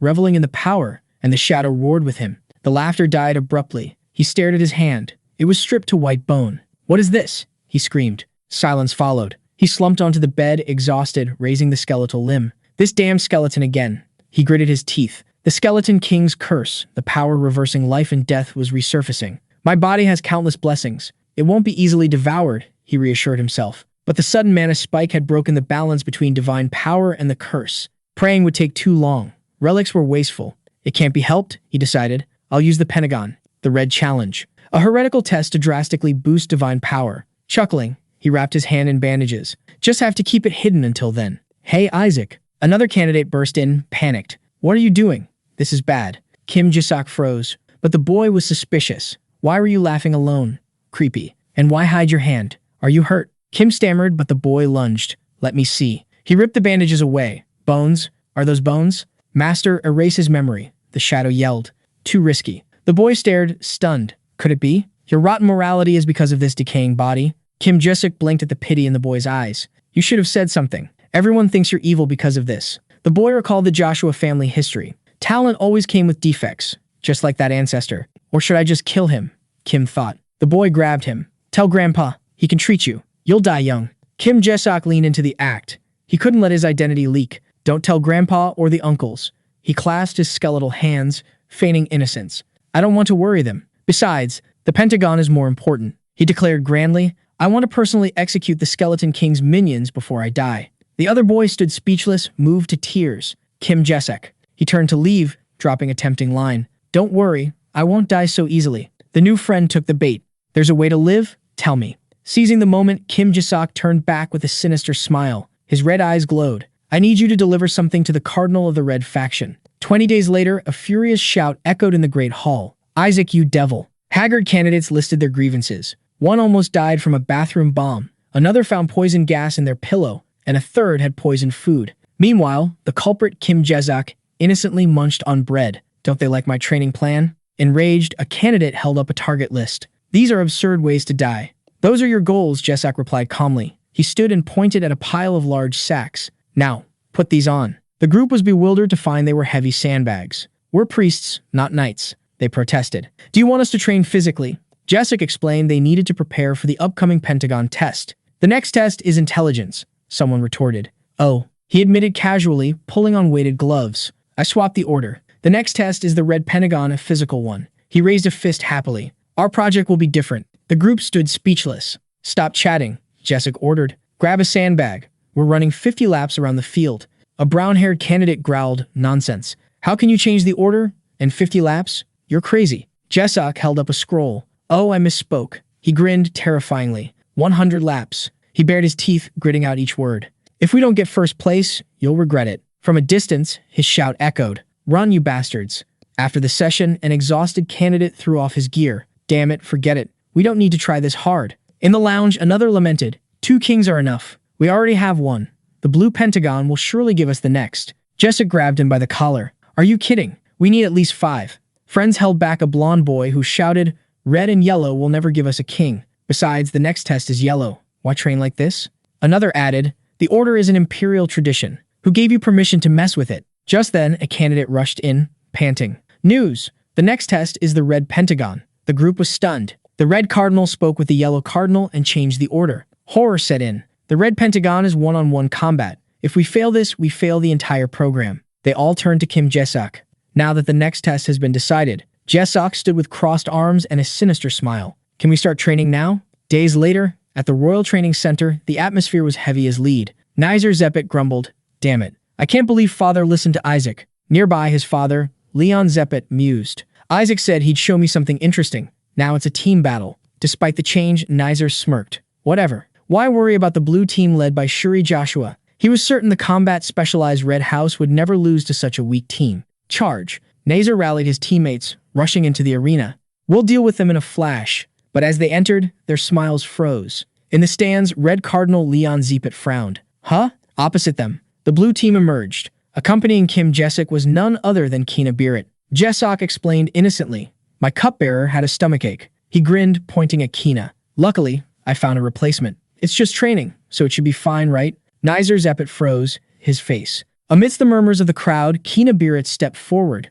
radiating the power of a high-ranking priest. Leon Zeppet turned to the Cardinal of Gold. This has gone too far, Leon said. Why did you put Kina on the blue team? He stopped, realizing the Cardinal looked just as bewildered. Flashback. Kim Yasok offers Kina a deal. If I clean up the small fry, will you teach me a powerful technique? Present, Nizer Zeppet stood watching, betrayal written on his face. This is cheating, he roared. She's not a trainee. Why is a high-level individual interfering? Kina answered coldly, I refuse the promotion. I gave up my privileges to remain a trainee like Isaac Joshua. The stadium froze. Kina looked to the referee. Well, have you made a decision? The referee wiped sweat from his brow. Kina Birit is officially still a low-ranking priest. She hasn't taken the Pentagon test. There are no rules prohibiting her participation. Nonsense, Nizer yelled. Behind him, Kim Yasok gloated. Nizer gritted his teeth. Damn it, the team can't beat Kina, and we still have to face Isaac. It's a guaranteed loss. On the blue team, Captain Shuri Joshua trembled.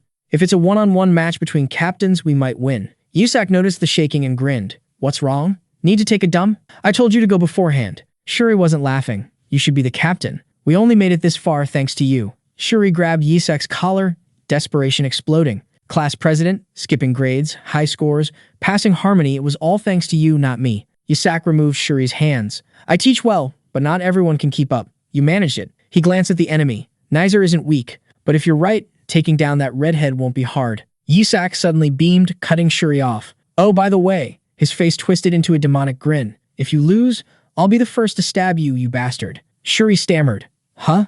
Understood? Loudspeaker, 5 minutes until start. Both teams prepare for battle. In the stands, a girl with a green ribbon watched anxiously. Young Master Isaac. Beside her, a silver-haired man frowned. Hina is with them. But this is disadvantageous for both Isaac and Shuri. He glared at the opponents. Those bastards from House Red. They've already used the destruction spell. On the field, the child-sized Yusak smiled wickedly, straining as if gripping invisible chains. Hey, not yet. Wait. A purple aura enveloped his team. Up in the stands, the man gasped. Is that Azure's holy spell? The girl nodded. The holy spell Spirit Uplift. Isaac asked me to teach it to him. They recoiled in horror as the blue team charged like wild beasts. How can that be Spirit Uplift? It's only supposed to boost morale. They look like monsters. Yusak smirked. My secret, unknown to the priesthood. Spirit Uplift plus herbal doping. He roared the name. Beastification. He surveyed his army. I've prepped their bodies for this. Time to make the most of it. Colossal magic circles glowed in the arena center. Yusak smiled slyly. Has it begun? Brilliant pink light erupted from the formation, energy surging to its peak. From the ground, a terrifying power surged. The crowd roared. Oh, that's... A colossal statue emerged. A voice echoed, the guardian deity of House Red, the god of justice. A red team member yelled, pray. Pray for the red god's blessing. Nearby, a teammate of Kim Yasok clasped his hands. We have to win. Suddenly, Shuri Joshua lunged like a phantom, striking the statue's chest. It shattered, debris raining onto the horrified blue team. Kim Yasok wore an innocent face. Ah, I didn't mean to. The statue's head exploded. Isaac, a teammate, shook Yasok hard. Haven't you kicked that habit yet? Stop getting physical. A red team member screamed. Isaac Joshua beheaded the red god's statue. An opponent rushed forward, grabbing his collar. Isaac Joshua. Kina Barrett yelled, you broke a god's statue. How? Her shock turned to curiosity and she clung to him. What spell was that? Teach me? Yusak glanced coldly. So what? In the stands, a supporter prayed with a smile. Aside from the gold god, all others are worthless. Oh gods, save this one too. An opponent grabbed Yusak, laughing. Isaac, you bastard. You've tested the limits of this training ground. His teammate nudged him. You have to apologize, Isaac. I'm very sorry. Above, two cardinals observed the chaos. Leon Sepet smiled sinisterly. Troublesome, unpredictable child. It'll be fun to break him. The blonde cardinal retorted. Isn't the problem with the red family? You allowed a statue to be destroyed by a mere trainee. Check your faith first. I won't touch Isaac. The air grew taut, killing intent clashing. Leon Sepet suppressed his rage. Little snake. It would be too much to start a heresy trial over trainees. A voice cut through the tension. Proceed with the Pentagon. Nizer Sepet flinched at the mental command. This is an order, Nizer. He looked up at the balcony to his father's cold eyes. The cruel order followed, shrouded in dark energy. Turn Isaac Joshua into a cripple. The referee shouted, the rules for Red's Pentagon are simple. Find the real necklace among the fakes. First team to find it wins. Yusak's teammate mumbled, the captain chooses the holder permanently. That choice is critical. Nizer Sepet rallied his team. 3 ways to find it. 1. Capture the captain and force a confession. 2. Deduction. 3. Subdue the enemy and take every necklace. Distribute the necklaces, the referee called. Nizer gathered his team, seeing their worry. Relax. It's just the Azure family. Shuri Joshua trembled. I want to resign as captain. Yusak grabbed his collar. What are you doing? Hand out the necklaces. Nizer sneered. Shuri is weak. It's a piece of cake. We only need to worry about Kina. The red team agreed disdainfully. They only know how to hunt monsters. Idiots. The referee raised his hand. Begin? The red team charged, but the blue team froze in horror. Kim Yasok had already launched himself forward, laughing savagely. He thought with morbid delight, a test where I can legally beat up these disgusting priests? Shuri Joshua stammered, Is that really a human face? Nizer shouted, oblivious. Don't be afraid. Their code of honor prevents an attack. Yusak smiled provocatively. Come on, trainee priests. He swung a massive spiked flail and roared. Bring out your captain. A single attack sent the red team flying. A priestess stared, stunned. What was that? I thought their code of honor. Kim Yasok stepped forward. Bring out your captain. He licked his weapon. Do that, and you live. Another voice from the blue team echoed the cry. Nizar Sepet scrambled back as his teammates fell. Someone help. A blue commander shouted, hold formation, don't retreat. Kinna Barrett seized the opening and charged. Stop them. A red member yelled. Another warned, it's a feint. Nizar, look out. Nizar watched the approach, smirking. Just as I thought. You're amazing, Kina. He raised his voice. But too shallow. I see right through you. A magical vortex snapped around Kina. A duplication spell? She realized. Nizar pointed. Capture her. The red team charged, but a high-level binding spell slammed down, freezing their formation. Kina clicked her tongue. Saved, but still trapped in Nizar's vortex. An invisible surge erupted, knocking Nizar down. He scrambled up, eyes wild, smile crazed. Get them. The blue team, eyes bloodshot with berserk power, tore through their opponents. Nizar dodged, shouting, it's just a beastification trick, only a slight buff. In another corner, Shuri Joshua trembled as he was backed against a wall. Found you, Shuri. Nizar roared, fist glowing red. I'll take an arm as a souvenir. In the stands, a woman screamed, Relay, that spell is lookout. Shuri sweated, gritting his teeth. Damn it. Yisak's voice echoed in his mind. It's okay, Shuri. Just listen. Flashback. Nizar will try for a duel, Yisak had said. He's always looked down on you. Present. Shuri's gaze hardened. Nizar laughed, striking. It's over, fool. Shuri's eyes flared blue. Energy erupted, deflecting the blow. Shuri, Relay shouted from the stands. Yisak smiled, smug. Yes, that's right. Shuri grabbed Nizar's collar. Prove you haven't gotten weaker. You're the fool. Nizar froze. Huh? Shuri threw him over his shoulder, slamming him into the arena floor. The ground spiderwebbed on impact. Nizar lay motionless in the rubble, eyes vacant. Shuri roared, rage unquenched. Do you know why the Azure technique is forbidden on humans? He panted over Nizar. Because it only works on demons? No, Shuri answered the silence. Because the human body cannot withstand that power. The arena went quiet, save for their heavy breathing. Shuri gritted his teeth. From the stands, Relay yelled, never. Shuri finished the sentence, shouting, underestimate Azure. He stood tall, reclaiming his pride. The crowd watched, stunned. Only Kina Barrett narrowed her eyes. He wasn't this strong before. A mysterious energy enveloped Shuri. Yisak crossed his arms, smirking. Finish him off. But Shuri hesitated. Now, the necklace. Hey. Yisak's voice snapped in his head. Do it properly. Finish him. All right, I'll do it. Nizar pleaded from the floor. Shuri grabbed his collar. Nizar Sepet, tell me where the necklace is. Nizar looked bewildered. Not. Nizar Sepet sneered, maintaining his arrogant demeanor. Do you think a future heir would confess after an interrogation like this? Shuri Joshua tore at his hair, screaming, confess, you bastard. Please, it's the only way you'll get out of here alive. Suddenly, his tone dropped to a growl. Shut up. As the successor, I've mastered every cruel punishment there is. Shuri raised his foot over his prone opponent. Nizar's confidence shattered. Wait. Hey, wait. A terrible crunch echoed. Nizar only had time to register extreme pain before the impact. What was that horrifying sound? A spectator screamed. Indignation spread through the crowd as Shuri ground his teeth, maintaining the brutal act. Hidden in a corner, Kim Yasok crossed his arms, smiling with chilling satisfaction as Nizar's screams filled the arena. In the stands, a red-haired man shut his eyes in pain. Shuri's voice cut through like a curse. I told you to confess. Nizar's teammates couldn't stand it. They roared and charged. Shuri, you bastard. Nizar. Kina Barrett blocked their path. No, she declared coldly. None of you are going anywhere. She tapped her foot, and a massive circle of holy power erupted. The enemy purge spell activated, binding the red team in paralyzing streams of light. A blinding explosion followed, instantly neutralizing them. Crumpled on the floor, Nizar realized the truth. Those bastards. They pretended to be caught. Shuri looked down, ready to take the necklace. Amidst the defeated, Kim Yasok stood tall. The losers realized with horror. He planned all of this. Yisak smiled triumphantly. Everything was in his palm. A terrified opponent screamed. You did all this just to force Nizar to confess? He'll never talk. What are you talking about? Yisak asked innocently. He turned his back, voice cold. All of you know where the necklace is too. Yisak's elder ring began to glow. Now then. Panic seized Shuri Joshua. Hey, wait. I'll tell you. I'll tell you where it is. It was too late. Let's begin. Yisak roared. He swung his spiked mace, draining power from enemies and teammates alike. Moments later, he held up a red gemstone necklace. Found it. Team Azure wins. The declaration echoed over the defeated. Kim Yasok held up his prize while his teammates stared in awe at the display of power. The crowd erupted. Amazing.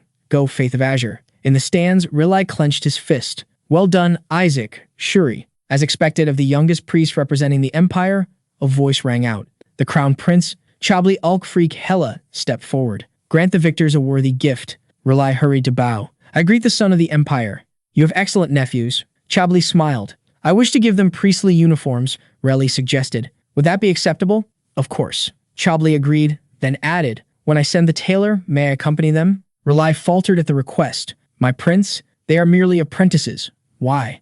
Ah, right. Consider this a small gift. Chablis placed a hand on Relay's shoulder, his tone turning serious. Tell your youngest nephew to leave the Golden Pentagon. He leaned in, whispering a deadly warning. The Pope is trying to kill Isaac. Remember that. Relay froze. Meanwhile, in the waiting hall, a servant called out to Kim Yasok. Back in the stands, Relay bowed to the departing prince. Despite the threat, his conviction remained unshaken. Isaac will be fine. He recalled his nephew's confident smile. Elsewhere, the contestants buzzed. Did you hear? The crown prince is giving us clothes. While others celebrated the honor, Kim Yasok sat on the throne, looking bored. Hey, he called to Kina Barrett. Aren't you going home? Kina sipped her tea, smirking. The test is over. I don't need you anymore. Just then, her servant rushed in. My lady, you must go. The patriarch is looking for you. No. She set down her teacup with a clatter. Kina looked the servant in the eye and lied through her teeth. You were the one who told me to transfer to House Azure. The butler and maids stood stunned. When did I say that? He stammered. Last night, Kina replied curtly. Kim Yasok interjected, snapping at the butler. Who gave you the right to decide she'd become an Azure priest? Cornered, the butler stood frozen, sweating profusely. Anyway, I've accepted the offer, so I'm staying, Kina declared. Tell father I won't be coming home for a while. The Azure team joined in to chase the servants away. Once things settled, Kina eyed Yasok. Yesterday, he definitely used a spell on Shuri. What kind of power was that? Meanwhile, Yasok brooded. The crown prince gifting clothes. It was a declaration of ownership. Despite the servant's departure, Yasok wasn't keen on keeping her. No need. Get lost, he said bluntly. Kina refused to back down. She threw herself onto the floor, whining. Make me. Drag me out yourself. I've already used you. Go. When she stubbornly insisted he keep his promise, Yasok smirked. Fine. I'm canceling. I already have a disciple much more obedient than you. He pointed at Shuri Joshua sitting nearby. Obviously, I'm talking about Shuri. The group paused in confusion. Him? You mean he's better than me? Kina stomped her foot, pride wounded. Shuri jumped up. Why are you dragging me into this? Depends on how you perform, Yasok shrugged. While a confrontation brewed between Kina and poor Shuri, the atmosphere in the Sanctus ballroom was starkly different. Students whispered, stunned by the lavish banquet reserved for the winners. Relay raised his wine glass, full of doubt. I don't believe Isaac's team came in first. How did the Holy See score this?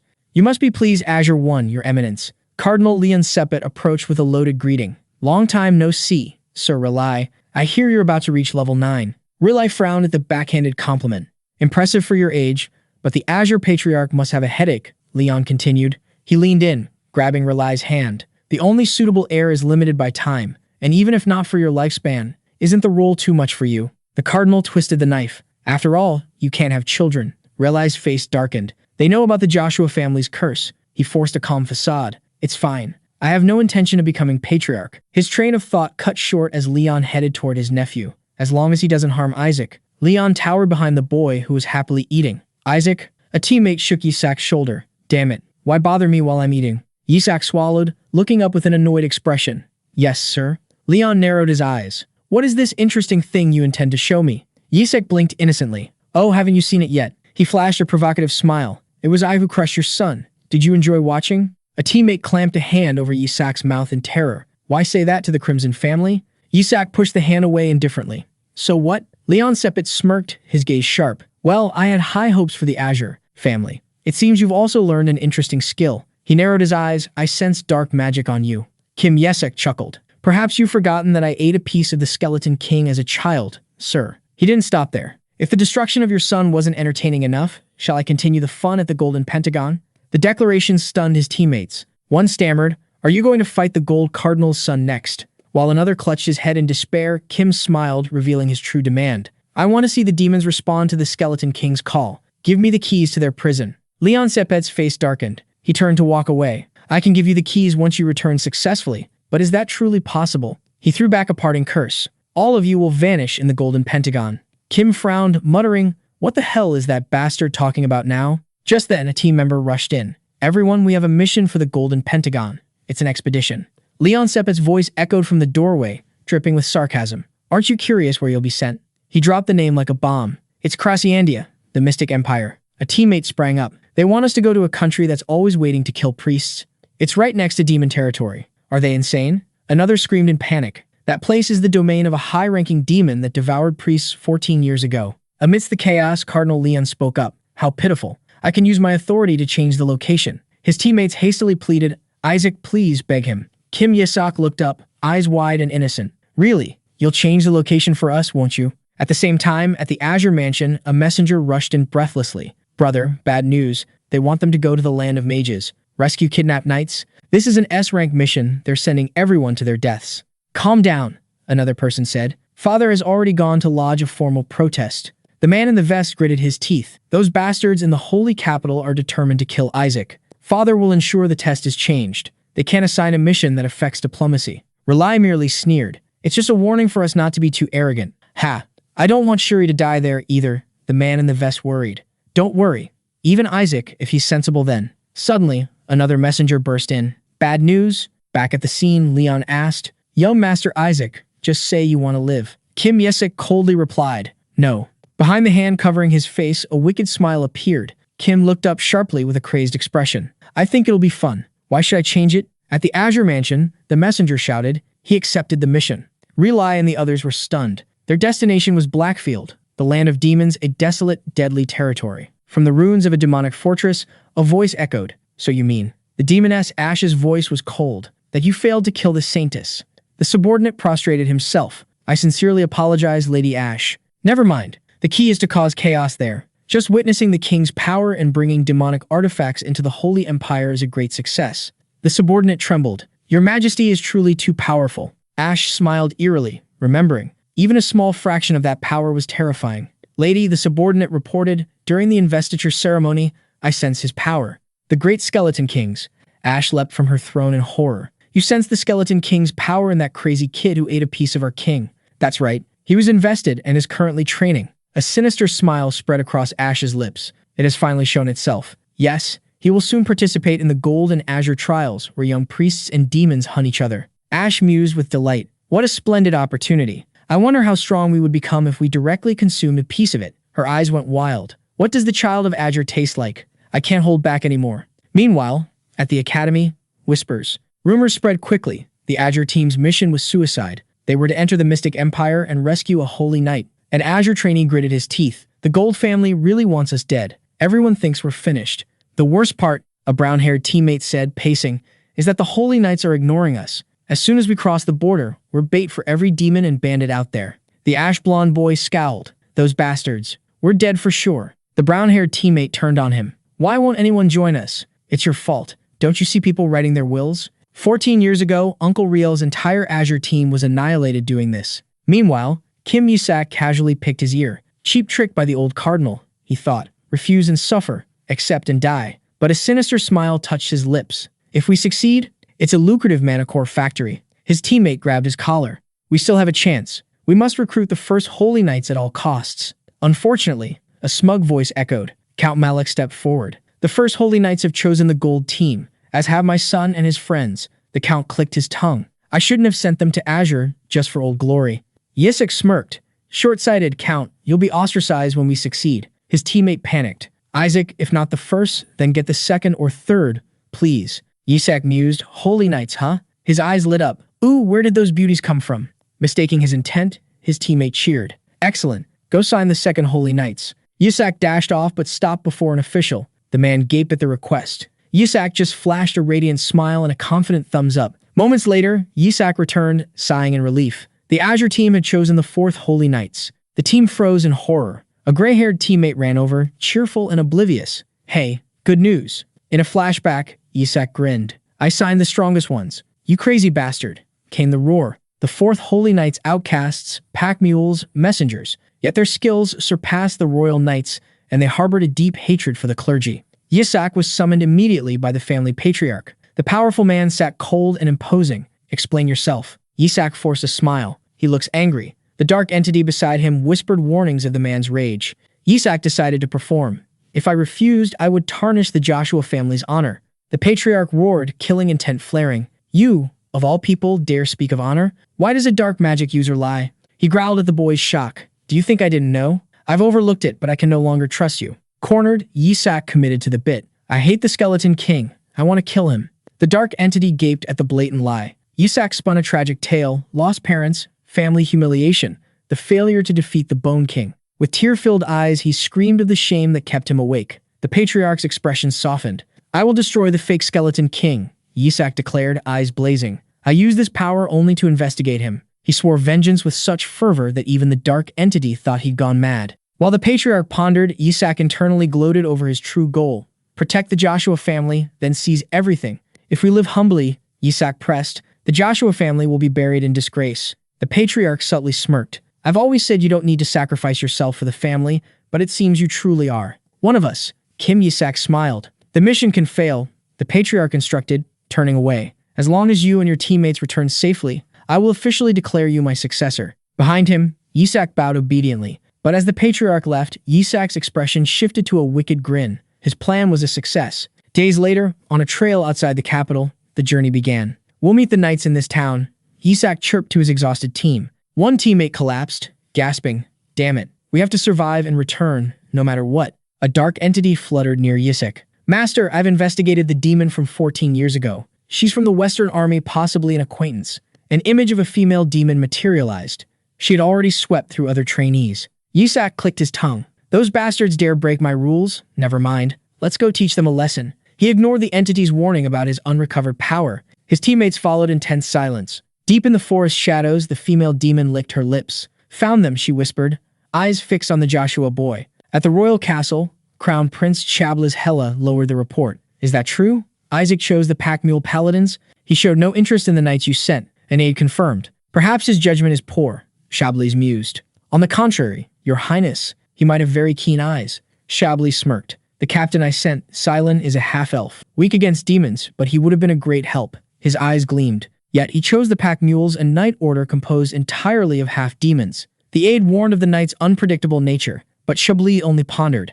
At the Azure team's rendezvous, a fist slammed onto a table. 5 hours, Commander Derek roared. "Are they picking a fight?" One knight suggested a prank.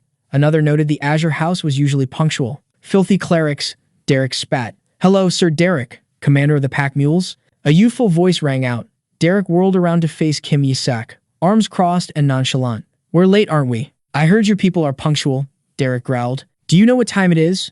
Yasok sighed. "Bandits blocked our way. My arm was broken." He leaned in, eyes glinting maliciously. "Someone set them up. But you think you're too good for us, don't you?" Yasok turned his back on the knights. "There's nothing for us here. We might as well go back." "Are you crazy?" a teammate whispered. "Don't you need us?" "If you were going to turn back," Derek barked, "why wait 5 hours? You're too well equipped for a simple escort," Yasok countered. He smiled, reading his opponent. "You intend to use us as bait to find your missing comrades." Derek's control snapped. "Shut up," he lunged. "Did that bastard Halak tell you?"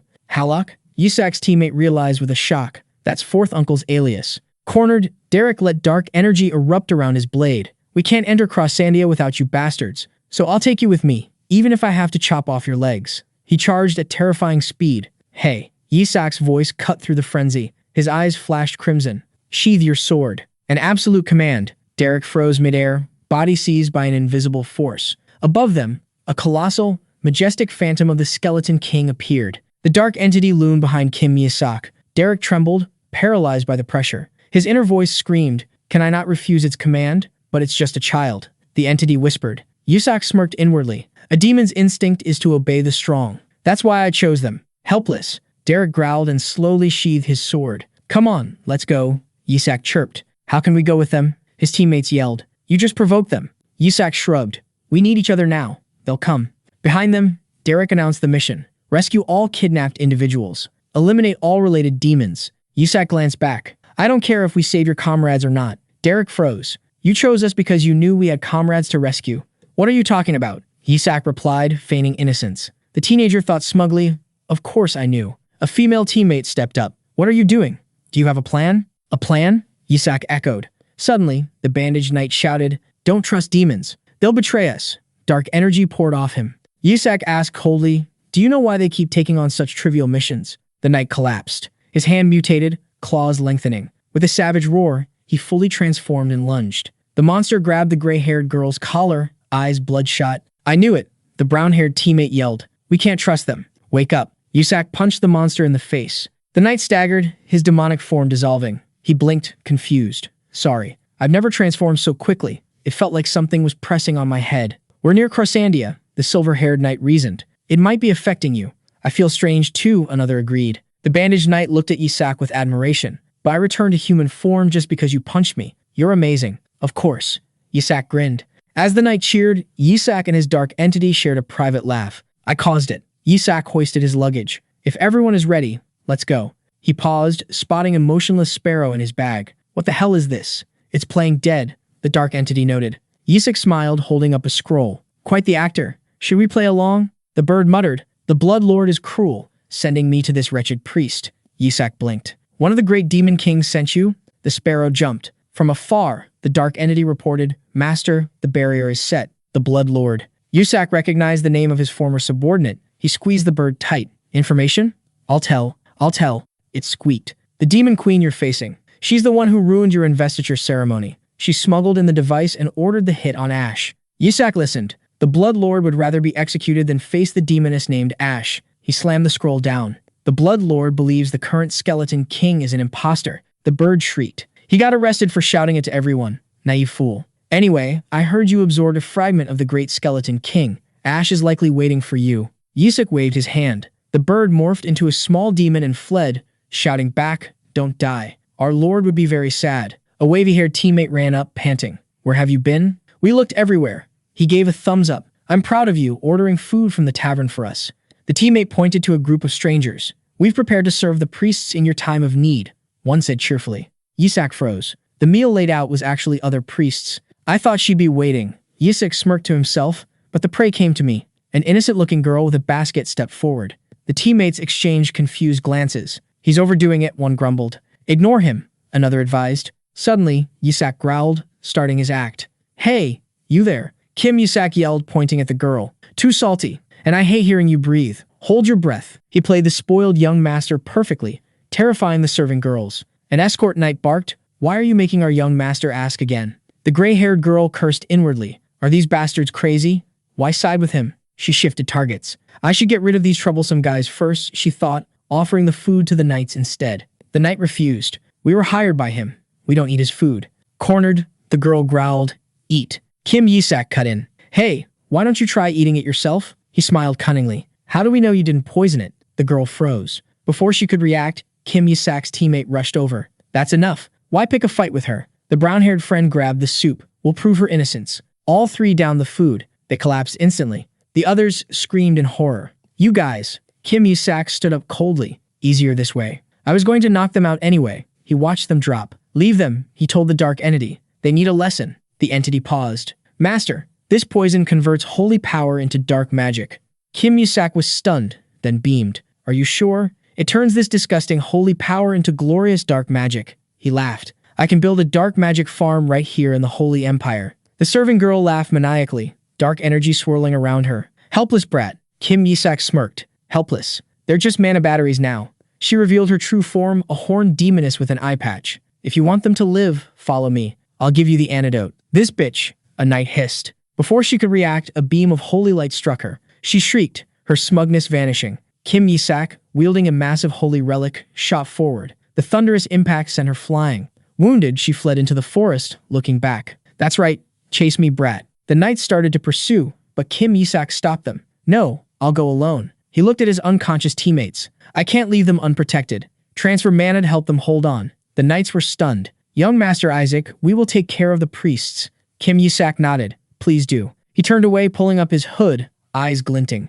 So I'll have something to harvest later. He plunged into the night. Under the full moon, Demon Ash scoffed. Brave fool. You come without an escort? She smiled, certain the prey was hers. A fool indeed, Kim Yasok growled. You talk of devouring humans without realizing who I am. His eyes flashed red. An absolute command rang out. Kneel. Ash broke into a cold sweat. Invisible pressure forced her to her knees. Behind Kim Yasok, the illusion of a skeletal king loomed. Ash trembled. This demonic power. Her body convulsed. Why does this brat have the king's power? Seeing the black and red aura, rage flared. That bastard. He must have eaten a piece of the king's body. Hold on, my king. I will tear him apart. Ash charged, power surging. And free you. A surge of sacred blue energy erupted, blocking her. Ash froze. Her power vanished. From the blue light, a gigantic skeletal monster materialized, its aura suffocating. It unleashed a freeze. A devastating blow crushed everything in its path. Amidst the dust, Kim Yasok coldly judged, "Fool." Dark power erupted from him. "Let me show you who your king is." Under the moonlight, the forest fell silent. The dark entity cheered, "Excellent, master." A fifth-tier spell carrying the power of the seventh circle. Yasok smirked. Combining sacred and dark power is genius. Perhaps that's why the gods didn't want to create a human like me. Nearby, Ash trembled on the ground. My king, my king." Yasok cruelly gripped the demoness's chin, forcing her to face him. "I have made a grave mistake," she whimpered. "Let me give you the antidote." "No need," he released her. "Bring the kidnapped paladins here. You have 1 minute. I need proof to get a perfect score." He smiled sinisterly. "Proof that I defeated a demon." 2 days later, elsewhere, a brown-haired man anxiously ruffled his hair. "Damn it, where are you, Isaac?" His scarred teammate tried to reassure him. "We have tracking devices. Young Master Isaac won't fall easily." "Something happened," he retorted. "The mages have searched repeatedly. You know they're not usually like that." The scarred man hesitated. "There was blood where he passed through, but that doesn't mean he's dead." "I'm back." The aides froze. Yasiuk stood at the door. "Young Master, are you all right?" Without a word, he tossed a blood-stained bag onto the floor. "Here, the antidote." The brown-haired aide opened the bag and screamed at the severed human head inside. "Oh, that?" Yasik asked innocently, his form small and childlike. "The kidnapper's head. Proof for our perfect score." Commander Derek rushed over. "The missing paladins? Too heavy. I hid them in the bushes." Yisiok lazily pointed outside. "Go get them." A breathless paladin burst in. "Commander, the missing comrades have returned." Outside, joy erupted. Inside, the aides stared at Yisuk in shock. "So, the kidnapper's head?" "That's right." The boy sat cross-legged on a chair. "I went in alone and brought it back." "You went into the mage's territory alone? That's absurd." Yusuk smiled, beginning his performance. "Let me tell you." He wove a tale of a kidnapping plot, using the Pope's authority to intimidate the enemy, finding the captives, and defeating a guard demon. The scarred aide raised a glass. "I believe you." The brown-haired aide still looked worried. It was too reckless. "Going in alone?" Yusuk placed a hand on his chest with feigned sincerity. "There was no other way. Direct combat with the mages would have caused casualties. As a protector of the faith, I couldn't allow that." The scarred aide's eyes welled with tears. "You truly are a man of faith." The brown-haired teammate started to curse but was stopped. "Watch your mouth." He stifled his anger. "At least you're back safe." The mages were worried. Kim Yasok smirked. "Those bastards worried about a mere priest?" 2 dark-robed mages entered. "We came out of concern you were taken by demons, not to be insulted." Yasok crossed his arms. "Liars." Sniffing for mana cores. The male mage smiled. "Please cooperate. There are reports of a demon here. I haven't seen any, but I sense a mana core nearby." Yasok yawned. "Must be one of yours." "Be reasonable, how could an apprentice like me defeat a demon?" "But Halleck definitely said there was one here," the female mage said, confused. The brown-haired subordinate flinched. "Halleck? Sounds like my 4th uncle." He shook his head. "Just a coincidence." Yasok stood up. "I'm going to rest." He walked out, ignoring the subordinate yelling, "Hey, answer properly, you bastard." Leaving the chaos, Yasok headed for the isolated wooden shack in the forest. He flung the door open, red eyes glowing. "Come on." The demoness, Ash, trembled on the floor. "It's time." 2 days prior, Yasok had cornered her. "Proof I defeated the demons." He accused her of devouring the Azure apprentices. "Wasn't that you?" Ash filled with dread. "A weakling like you couldn't beat Rely," Yasok sneered. "Bring me a head for the Holy See. Otherwise, I take yours." Back in the present, Yasok sat on a crate, inspecting his spoils. "You actually brought the culprit's head. You passed." Ash shivered. "You knew it was her all along, my sister." "Did you think I wouldn't?" "Family energy is similar," Yasok noted. "Realize enemy is dead." He leaned in. "Now, the demon hierarchy. The gods speak. 150 years since my self-destruction. Yet the gods are silent," Yasok thought. "The seal is empty. They should be hunting me. Why haven't they found the truth?" His grin widened. "Another soul took my place. A high-ranking creature? The Skeleton King? A god?" Ash retched in terror. "Yes, your majesty." Yasok sat on her back. "Return to the demons. Be my eyes and ears." Outside, knights wept with gratitude. "Thank you, young Master Isaac. You saved us." "You truly are an Azure," Commander Derek shouted. Yasok feigned humility while Derek pondered, eyes suddenly lighting up. "Pack mules, the answer is clear." Derek spun around. "Young Master Isaac." Derek knelt. "First-class Knight Derek and these pack mules will go wherever you command."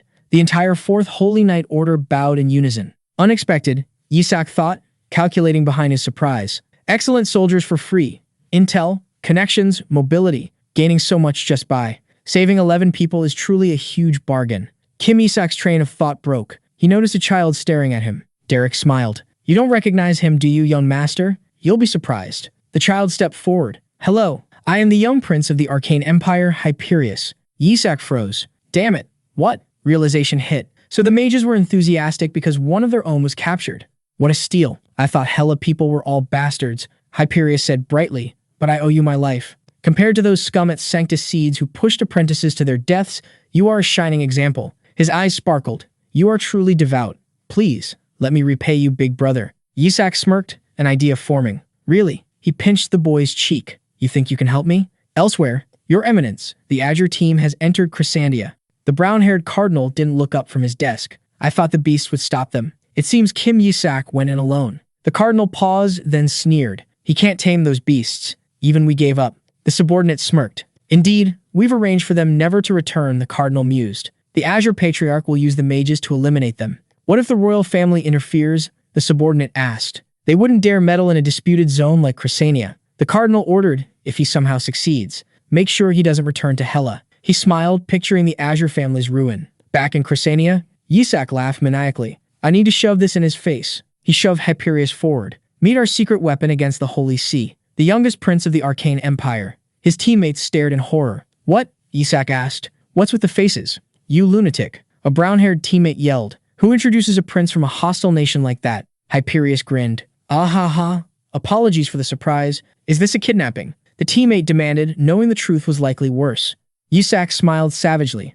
Now the Holy See is screwed. The rule of politics, Yisak lectured, is leverage. Saving the prince means the Arcane Empire owes us a huge debt. A great strategist. Hyperius praised. The teammate clutched his head in despair. He's gone crazy too. You want us to announce we saved him and return triumphantly. Don't tell anyone yet. Yisak signaled for silence. The Gold faction surely set traps to sabotage us. Now, what happens if the prince gets caught in one of those traps? You're amazing, Hyperius shouted. I'll jump into fire for you.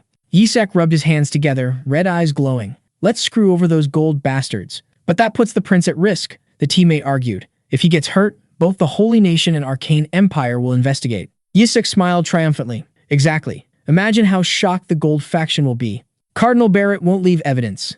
It's fine. Yisak winked. He has accomplices. The teammate paled. You're going to use the mages? Fighting head-on causes diplomatic trouble, Yisak said calmly. Then he roared, initiating his gamble. Boom. You're absolutely right, big brother. Hyperius cheered, ignoring the frozen teammate. The others whispered, has he lost his mind? Boom. A blond boy rushed to the railing. What's happening? In the distance, a column of black smoke rose from the forest right where the mages were stationed. Kim Yasok laughed at his teammate's horror. First strike wins. Those damn mages dare covet my mana cores? He pulled down his mask, eyes flashing, and leaped off the balcony. His brown-haired teammate screamed, that lunatic. Chaos erupted at the mage camp. Supplies were destroyed. The ambush total. An elderly mage coughed violently. Azure apprentices? They struck first. Attack those damn priests. A female mage barked. Wait. Kim Yasok emerged from the shadows with a sinister smile. Now. He shoved Hyperius forward. The little prince yelled, you bastards. The mages froze. The crown prince? They stared in confusion. Your Highness, why are you with them? Come here. Kim Yasok raised his sword against the boy's neck. If you care about this child's life, he grinned maniacally. Hand it over. Didn't you hear me? Watching from above, the teammate whispered, God, please punish this bastard. The Joshua family was known for their code, preferring death to dishonor, yet their descendant was laughing savagely. You wouldn't mind his head flying off, would you? Yisak threatened. The mages were bewildered. Hyperius was strong enough to flatten adults. They assumed he was being controlled. We have to help him. Hey, descendant of Joshua, calm down. Yisak's teammate yelled, trying to intervene. The old mage stepped forward. Let's talk. Talk my ass? Yisak roared. I told you to hand everything over. A young mage reached out. Your Highness, take my hand. I'll help. Hyperius slapped the hand away. Idiots. Why aren't you saving me? He struck the mage, feigning fury. You call yourselves mages of the great Arcane Empire? Useless. I command you. Yisak hoisted the boy onto his shoulder, and they shouted in unison. Drop everything and get out. The old mage knelt. You are the future of the Empire. We must obey. He surrendered, defeated. I will give you everything. Just release the prince. Manticores. Manticores. Manticores. Yisak's mind chanted, ignoring the dark entity whispering for him to calm down. Good, Yisak sneered. Seeing your sincerity, I'll let it slide. However, I will report your conspiracy to the Empire. The mage started to deny it, but Yisak cut him off. Hunting demons with weapons designed to kill priests? Do you want to bring back the prince's corpse? The mage hissed. Bastard. Prince Hyperius waved his hand dismissively. What are you waiting for? Get out of my sight. That night, maniacal laughter echoed through the inn. A treasure trove of crystals poured onto the floor. Kim Yasok rolled ecstatically in the sea of precious manicores. Hyperius watched with admiration. Brother truly has an eye for value. I never thought someone from the Holy Nation would recognize the quality of arcane manicores. He leaned in excitedly. Name your reward. I'll make the Joshua family rich. Have you ever considered defecting to the Empire? Stop it, you two lunatics. The recently awakened teammate yelled. He turned to Yasok, trying to be serious. Isaac, I had to tell you something. Huh, wipe your drool first, Yasok mumbled sleepily. The teammate ignored him, pressing the point. Are you really going to tell the Patriarch that our fourth uncle was involved in this? Kim. Of course, Yasok said. I need to eliminate all competitors. If you do this without proof, you'll die, his teammate warned. Yasok smirked. Proof? That old mage called us descendants of Joshua. He knew who we were, because we have striking appearances. What? Yasok kicked him. You're ugly as sin. Who looks at you and thinks Joshua? That old man was told. The teammate froze. There's no way, unless someone from Joshua revealed it. Wake up. Yasok grabbed him. Your uncle tried to kill you. How could he? The teammate stopped, horror dawning. Azure, gold, the crown, Yasok said. All of them might have been sold out. At Sanctices, a skeptical voice echoed. What did you say? The Azure trainees are returning alive, a subordinate reported. They also rescue the kidnapped victims. The brown-haired cardinal gritted his teeth. What were those mages doing? How did that brat survive? Sir, the prince of the Arcane Empire was among those rescued. Who? Young Prince Hyberius Britannia. The messenger bowed. Isaac Joshua has requested a thorough investigation. The cardinal roared. So that's how the brat wants to play. With the prince involved, he was facing attempted murder charges. Another subordinate rushed in. Your Eminence, the Joshua Patriarch has arrived at Barrett. He's demanding to see his fourth son and causing a massive commotion. Meanwhile, in the Holy Helen capital, Kim Yasok laughed gleefully. He had successfully ignited his grandfather's fury by framing his fourth uncle. Young master, a woman knelt before him. Thank you for avenging my brother, who was killed 14 years ago. Yasok shrugged. It's nothing, just a small matter. How are the others reacting? Similar to the Patriarch. Elsewhere, Lord Gold roared. That madman tried to kill his own nephew? And not Isaac? Isaac is his nephew too, Relly pointed out. Their hair colors are different. Shut up. Simultaneously, Lord Benjamin, the financial manager, burned the traitor's inheritance documents. Everything will be returned to society. Back in the square, Yasok mused. All Joshua descendants meet for the new year. That worries me. The fourth lord is trying to kill you, the woman warned. Don't worry. I don't intend to die. Yasok paused. Strange. There should be another place in chaos, but they're too quiet. They're coming soon. A piece of paper fluttered away. Here it is, Yasok exclaimed. The ground cracked and a summoning circle glowed. The woman gasped. A holy summoning spell?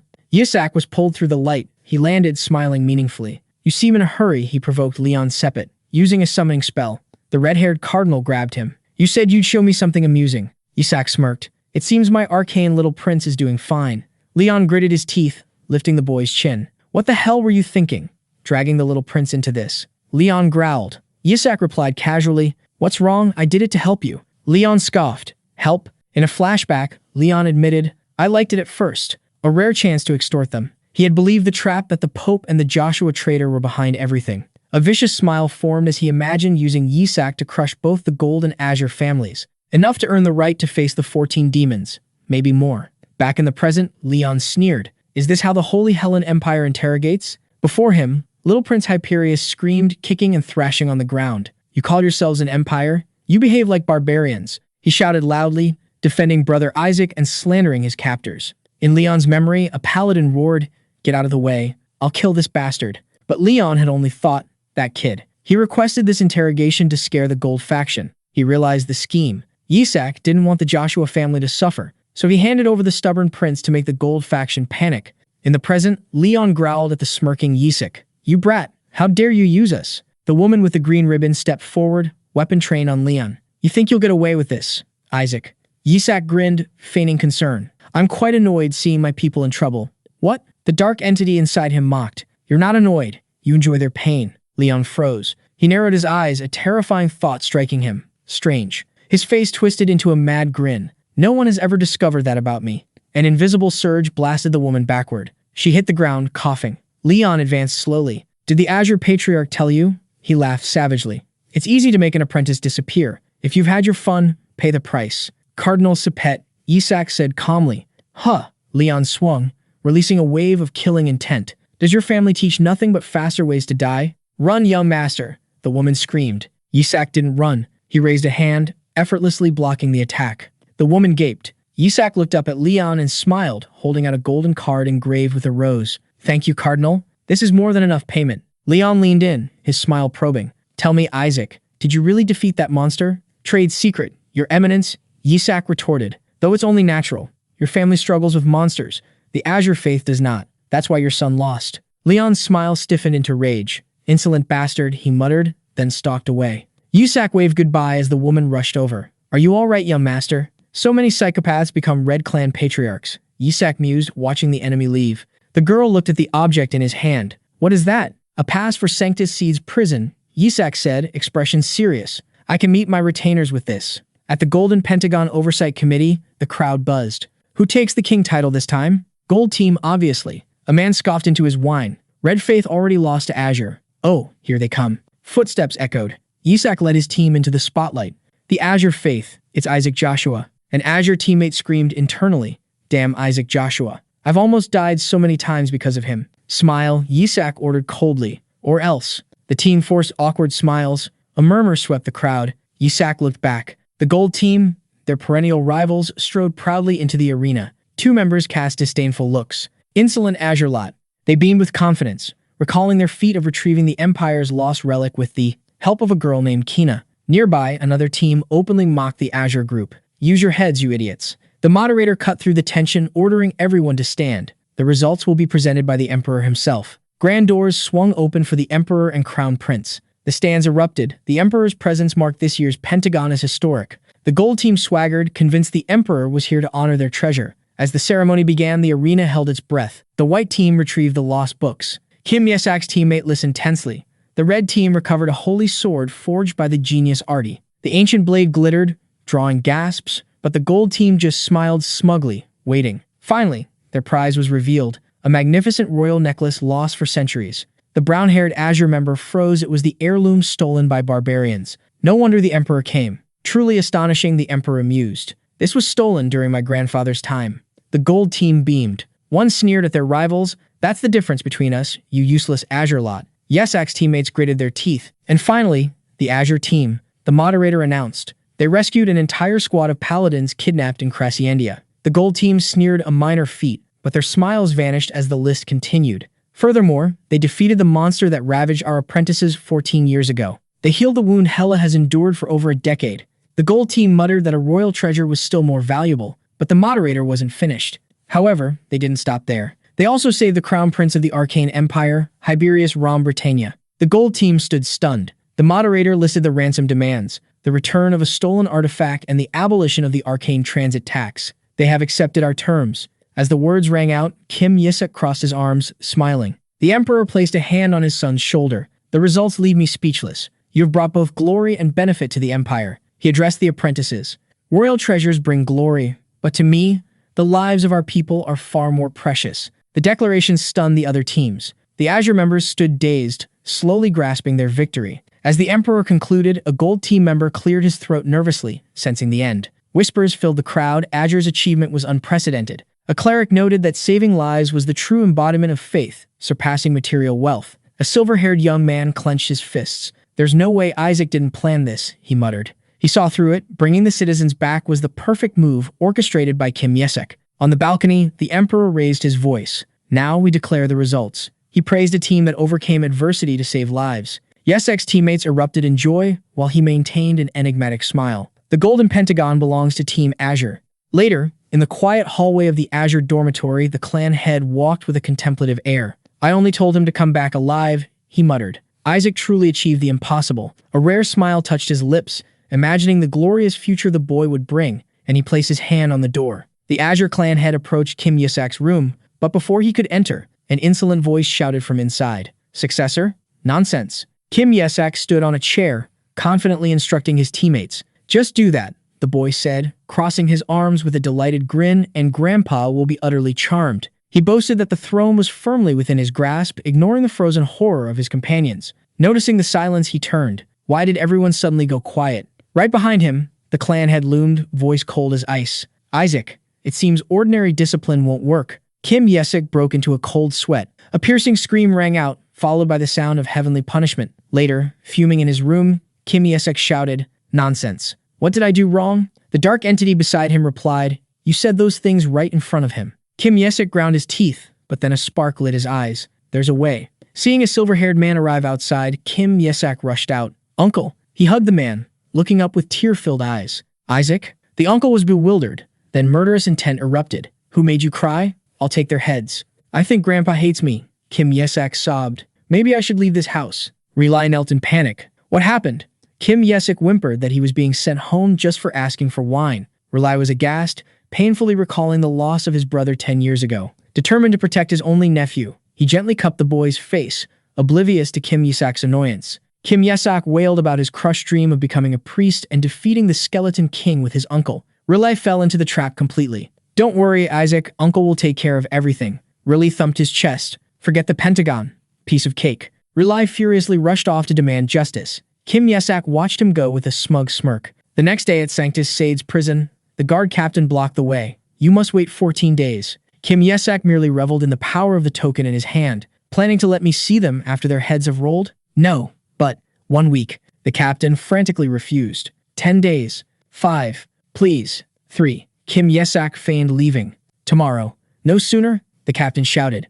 Good, that'll do. Kim Yasok patted the captain's shoulder. The dark entity asked, Didn't you come to meet them now? Tomorrow is better. Kim Yasok smirked. At the Grand Coliseum, the host announced the final Pentagon test. Mission: defeat a few monsters. His teammates cheered, but Kim Yasok blushed with embarrassment. Easy as pie, a teammate shouted, assuming Kim Yasok had pulled strings. Kim Yasok remained silent, face darkening at the ridiculous situation. The monsters huddled in the arena were 2 scrawny skeletons. Suddenly, the skeletons became extremely excited, realizing, it's our king. Amidst cheers of the king has come to save us, Kim Yasok froze. Fratricide. Cold sweat broke out as the irony hit him. From the stands, Relai gave a thumbs up, oblivious that he had just pushed his nephew into a nightmare. Memories flooded back. Skeletons were weak, foolish, the lowest class of the demon world, summoned by clerics and nobles merely for slaughter and amusement. Even worse were the memories of himself, dying and resurrecting countless times. Stuck at level 1, rage erupted. Through Yasok's eyes, the Skeleton King roared, You bastards dare summon these souls before me? Our king is here. The skeletons cheered. His teammates joined in, but Yasok froze at the required spell. Turn undead. Rage flared. I've died 1,000,000 times to that. You want me to use it on these children? Ignoring his inner turmoil, the skeletons rushed to embrace their king, crushing him under their weight. Isaac. 2 teammates ran over anxiously. So heavy. Yasok wheezed. Are they attacking him? One teammate asked. No, looks like they're celebrating. Yasok calculated frantically. I have to be careful. I'll just drain their mana. But the operator crushed that hope. You must use turn undead to turn them into dust. Cornered, Yasok cursed the priests. In the stands, a smug knight cheered, unaware he had pushed the boy into hell. Spectators chatted about this being the easiest test in history, deepening Yasok's despair. He ran frantically, helpless against his dancing subordinates. Finally, he decided, I'll use a standard attack. I'm sorry, my children, but it's better than the alternative. The skeletons watched him eagerly. Yasok gathered holy power, then froze. He knelt, whispering, I can't. His teammates stared, stunned. Why can't you do something so simple? I can't. Yasok trembled. Confused, the skeletons tilted their heads. Yasok, losing his grip on reality, roared, I'm human now, not a skeleton. Fire will hurt me. The knights in the stands frowned. What did you say? Human, not a skeleton? Realizing his slip-up, Yasok froze as speculation ran wild. Is he seeing those skeletons as humans? One asked. Perhaps he wants to save those demonized souls. Seizing the chance, Yasok adopted a saintly expression, letting praises for the Azure family ring out. His teammate, Turi Lin, clutched his head. They're all crazy. He wouldn't do something that noble. Losing patience, Turi Lin rushed forward. Move, Isaac. Let me do it. Stop. Yasok roared, delivering a thunderous punch that dropped his teammate. He gritted his teeth. I won't let them go to hell via turn undead. A fierce orb of holy power formed in his palm. Energy erupted, and turn undead enveloped the arena in destructive light. Yasok fought to control the flow. I'll use it, but keep them safe. Spectators gasped. I've never seen turn undead on such a scale. Inside the arena, the skeletons reached happily toward the light. Don't know what it is, but it's beautiful. Amidst the storm, Yasok growled into the void. Shadow Lich, shield the children. A colossal shadow rose, enveloping the skeletons in pitch-black darkness to block the holy light. In the stands, astonishment turned to bewilderment. What is that? Yasok flashed a cunning smile. An Azure team member collapsed in disbelief he had dealt with them all in one blow. The paladins cheered, believing the boy had reached bishop rank. But Yasok gritted his teeth. vowing to wipe out the corrupt clerics. Elsewhere, the Azure clan head mused on the Red Cardinal's plot to trick Yasiek into summoning an evil god. I'd wish for nothing more if he only summoned a mid-tier god, he muttered, warning Goel and Rylai. The god who chose Kim Yasok was worse than any evil god. The realization that there was no comparison left both of them speechless. Goel frantically asked if Kim Yasok would summon a disaster-level god. The clan head buried his face in his hands, then regained his composure. Top priority is bringing Kim Yasok back for re-education. A messenger burst in. Clan leader, I've returned from meeting young Master Isaac. He is heading towards Sanctaste's prison. All three jumped to their feet. Rylai stammered, how can he enter the Red Faith's prison? When told the Red Cardinal had given Isaac a token, the Azure clan leader clenched his fist. Damn it. His eyes glowed red, terrifying Goel and Rylai. He roared, does he think I can't use those cheap tricks? We're going to Sanctaste's prison, now. Elsewhere, Kim Yasok and his dark entity trudged toward the prison, exhausted. Yasok shivered. I had to use that disgusting undead transformation spell, but it worked out. He held up a rope, eyes sharp. I did it all for this reward. It dispels dark aura, he smirked, and it will conceal my magic when we enter. No one around, right? The dark entity confirmed it. Yasok snapped his fingers, then appear. An army of skeletons rose, cheering at the reunion. But Yasok coldly pointed to the Shadow Lich. Send them back. The skeletons froze, stunned. As they clung to his cloak, begging, Yasok yelled, you'll be exposed if you stay here. He ordered the entity to ensure the subordinates returned home safely. Silence restored, he turned. Now, let's go inside. Suddenly, he froze. Something was clinging to his chest, a tiny skeleton. Yasok cursed, its magic was too faint to detect. A squad of guards appeared. Isaac, Joshua, it's time. Yasok paled. After all that, this little one will die if caught. He hid the stowaway deep in his cloak. Hold tight, don't peek out. The heavy gate opened. Yasok stepped inside, smiling confidently. He mentally reviewed the file. A level 9 demon imprisoned for 50 years. A pure-blooded true demon who had knelt before clerics to save the Skeleton King's remains. Yasok's eyes sharpened. So it really is you, Bloodlord Shabnak. The dark entity used its scouting binoculars, but even so, they couldn't see the target. Yasok scowled in frustration. A white-haired guard captain approached. You should be grateful for this opportunity. Yeah, get lost. Yasok snapped, flashing his ID card. Another guard stepped forward. This is suspicious. We need to search you. He reached out. Yasok's eyes flashed red. I'll kill you if you touch me. The guards froze, pinned by killing intent. This power. One gasped. I can't move. Touching me is declaring war on the Joshua family. Yasok roared. He feigned madness, threatening to bite off his tongue and commit suicide. Do you think my uncle will let this slide? A terrifying aura of Madman Bai Lao loomed behind him. Terrified, the guards whispered among themselves. Finally, the captain spoke. Let him pass. He has the token anyway. Understood. Follow me. The guard bowed. Should have done that earlier. Yasok muttered. They entered the cold prison corridor, stopping before a colossal door. We're here, the guard said. Beyond lies the demon. Be warned, its dark aura can cause heart failure. Shut up and open it. The heavy iron door slowly creaked. A chilling sound pierced the air. Immediately, a swirling surge of dark aura rushed out, stunning the guards and Kim Yasok. Behind the bars, Shabnak, a colossal figure with countless glowing yellow eyes, roared, his chains rattling violently. What's wrong with him? He's been silent until now. A guard panicked. The demon's magical pressure made the air feel heavy as lead. The dark-haired guard urged, see? His power is terrifying. You should leave right now. In contrast to their fear, Kim Yasok wore a delighted smile. You bastard, you're still as delicious as ever. Smiling amid such dark aura. This kid is truly insane. The guards looked at him in horror. Kim realized, he thinks the clerics forced me here. Beside him, the dark entity panicked. Shabnak was roaring in fury, reacting to a painful memory of his master being forced to bow. You dare make my master bow? Shabnak let out an earth-shattering roar. Call for more men. We can't let him die before execution day, the captain ordered. Kim saw the opportunity, but eyes were still on him. I need a better moment. Suddenly, the chains glowed with holy power, searing Shabnak's flesh. Damn it, the Pope's power. He'll die before I can save him. Kim hesitated. If I use magic now, they'll notice. A tiny skeleton stealthily peeked out from his cloak. Master, let me talk to him. You cute bastard. Kim ordered mentally, go. Give him the stone to break the chains. As the boy nervously clenched his fists, the white-haired guard misread the tension. I truly respect the Red family. Kim merely smiled mysteriously. No. Then his demeanor shifted, eyes sparkling. I'm stalling for time. The Red family is the best. While the skeleton sprinted toward the cell, clutching the crystal, Kim continued his act. I almost pissed my pants seeing that demon, but you handled it well. In our household, you would be knight commanders.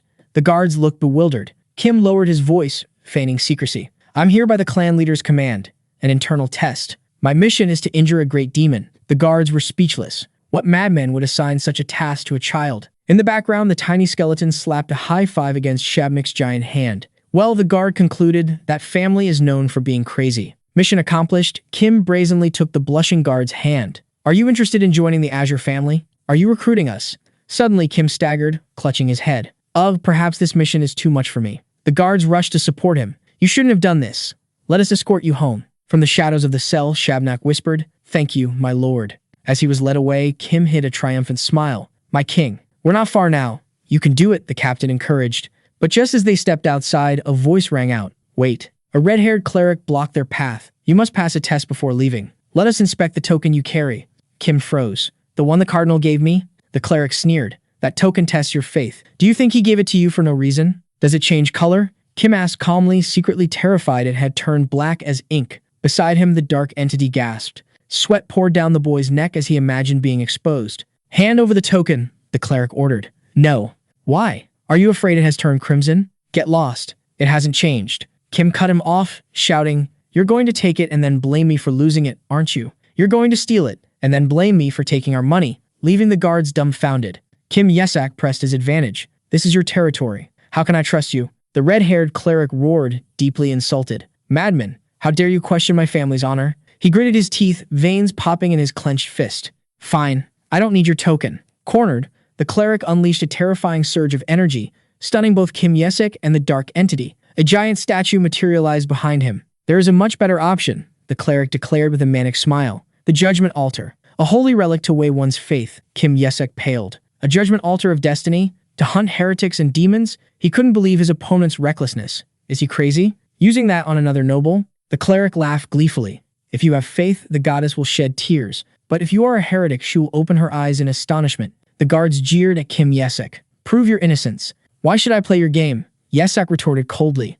Unless you want to be disowned, step forward. Shut up. Yasok stood firm. Do you think my family will let this slide? Before he could finish, a hand grabbed him from behind. Hey. Yasok was dragged forward and thrown to his knees before the stone figure. A pillar of light locked him in place. Don't worry, the cleric whispered with a sinister grin. It will all be over soon. I can't move, Yasok realized, panic rising. I can't even run. The cleric threw his arms wide. Open your eyes, statue. He waited for victory, but instead, a dark red tear rolled down the statue's cheek. The cleric froze. Blood tears? That only happens for cardinals. He stared in horror. No, there's no way he has faith. Yasok was equally stunned, until the dark entity's voice cut into his mind. Master, hide your emotions. The entity realized the truth. The altar hadn't measured the boy's faith in the goddess, but the tiny skeleton's absolute loyalty to its king.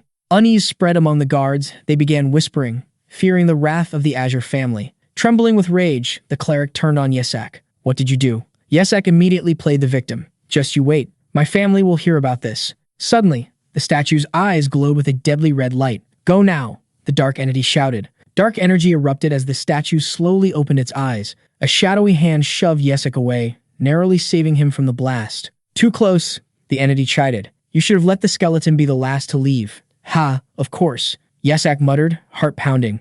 Completely misreading the situation, the cleric pointed wildly at the statue. You saw it, didn't you? The goddess opened her eyes. The guards looked bewildered. They saw nothing. You scared the hell out of me, Yasok thought, while the shadow entity realized the illusion was visible only to the target. As the guards began to doubt the judgment, the priest panicked. Yasok watched nonchalantly, as if viewing a movie. So the altar changed its mind? Get back inside now, the priest roared, desperate. So you can cheat the results? Yasok retorted. He patted the small skeleton hidden under his cloak. Well done, kiddo. He looked at the priest with a scornful smile. Pathetic. The priest snapped. Get up there while I'm still being civil. He lunged to grab Yasok, but a firm hand caught his wrist. The Azure family patriarch stood there, eyes sharp. I came here in case something like this happened. He tightened his grip on the man daring to touch his nephew. Are you out of your mind, kid? Bilal Joshua quickly intervened. Things will get out of hand if father harms that child. Kim Yasok seized the chance. He tugged his uncle's sleeve, fake whimpering. Uncle, Nizer hit me. The Azure patriarch exploded. Do you want to die, you bastard? He crossed his arms. I will speak with the Red Cardinal. I will draft the complaint. Bilal Joshua replied calmly. He's just faking it, Bilal added, kicking the figure on the ground despite a young man's panicked intervention. That idiot. They're clearly going to do this to him. A brown-haired man shouted nearby. Kim Yasok sat eating popcorn. Let's go home, the brown-haired man urged. Staying here will only make it worse. What? Like a heresy trial? Yisak asked. Yeah, I've already had one. Yisak turned his act toward his uncle. Nizer dragged out a terrifying statue and made me kneel before it. Patriarch Azure and Bilal bristled. So you're about to be burned at the stake, the brown-haired man whispered, panicked. Yisak smirked. Are you serious? Bilal growled. You will pay for this. The priest quickly intervened. Listen, Bilal, we tested him. Young Master Isaac passed with flying colors. Patriarch Azure paused. I've never seen such beautiful blood tears. Cardinal Leon Sepet appeared wearing a smug smile. I heard a commotion. Didn't expect it to be you, Patriarch Azure. Azure pointed a finger. You bastard. How dare you challenge my nephew? Leon didn't flinch. His desire to meet a servant of the Skeleton King is suspicious. I think this is entirely justifiable. Azure roared at the stunned priests. Your third son used the judgment of faith on Isaac. He turned back to Leon. Do you want war?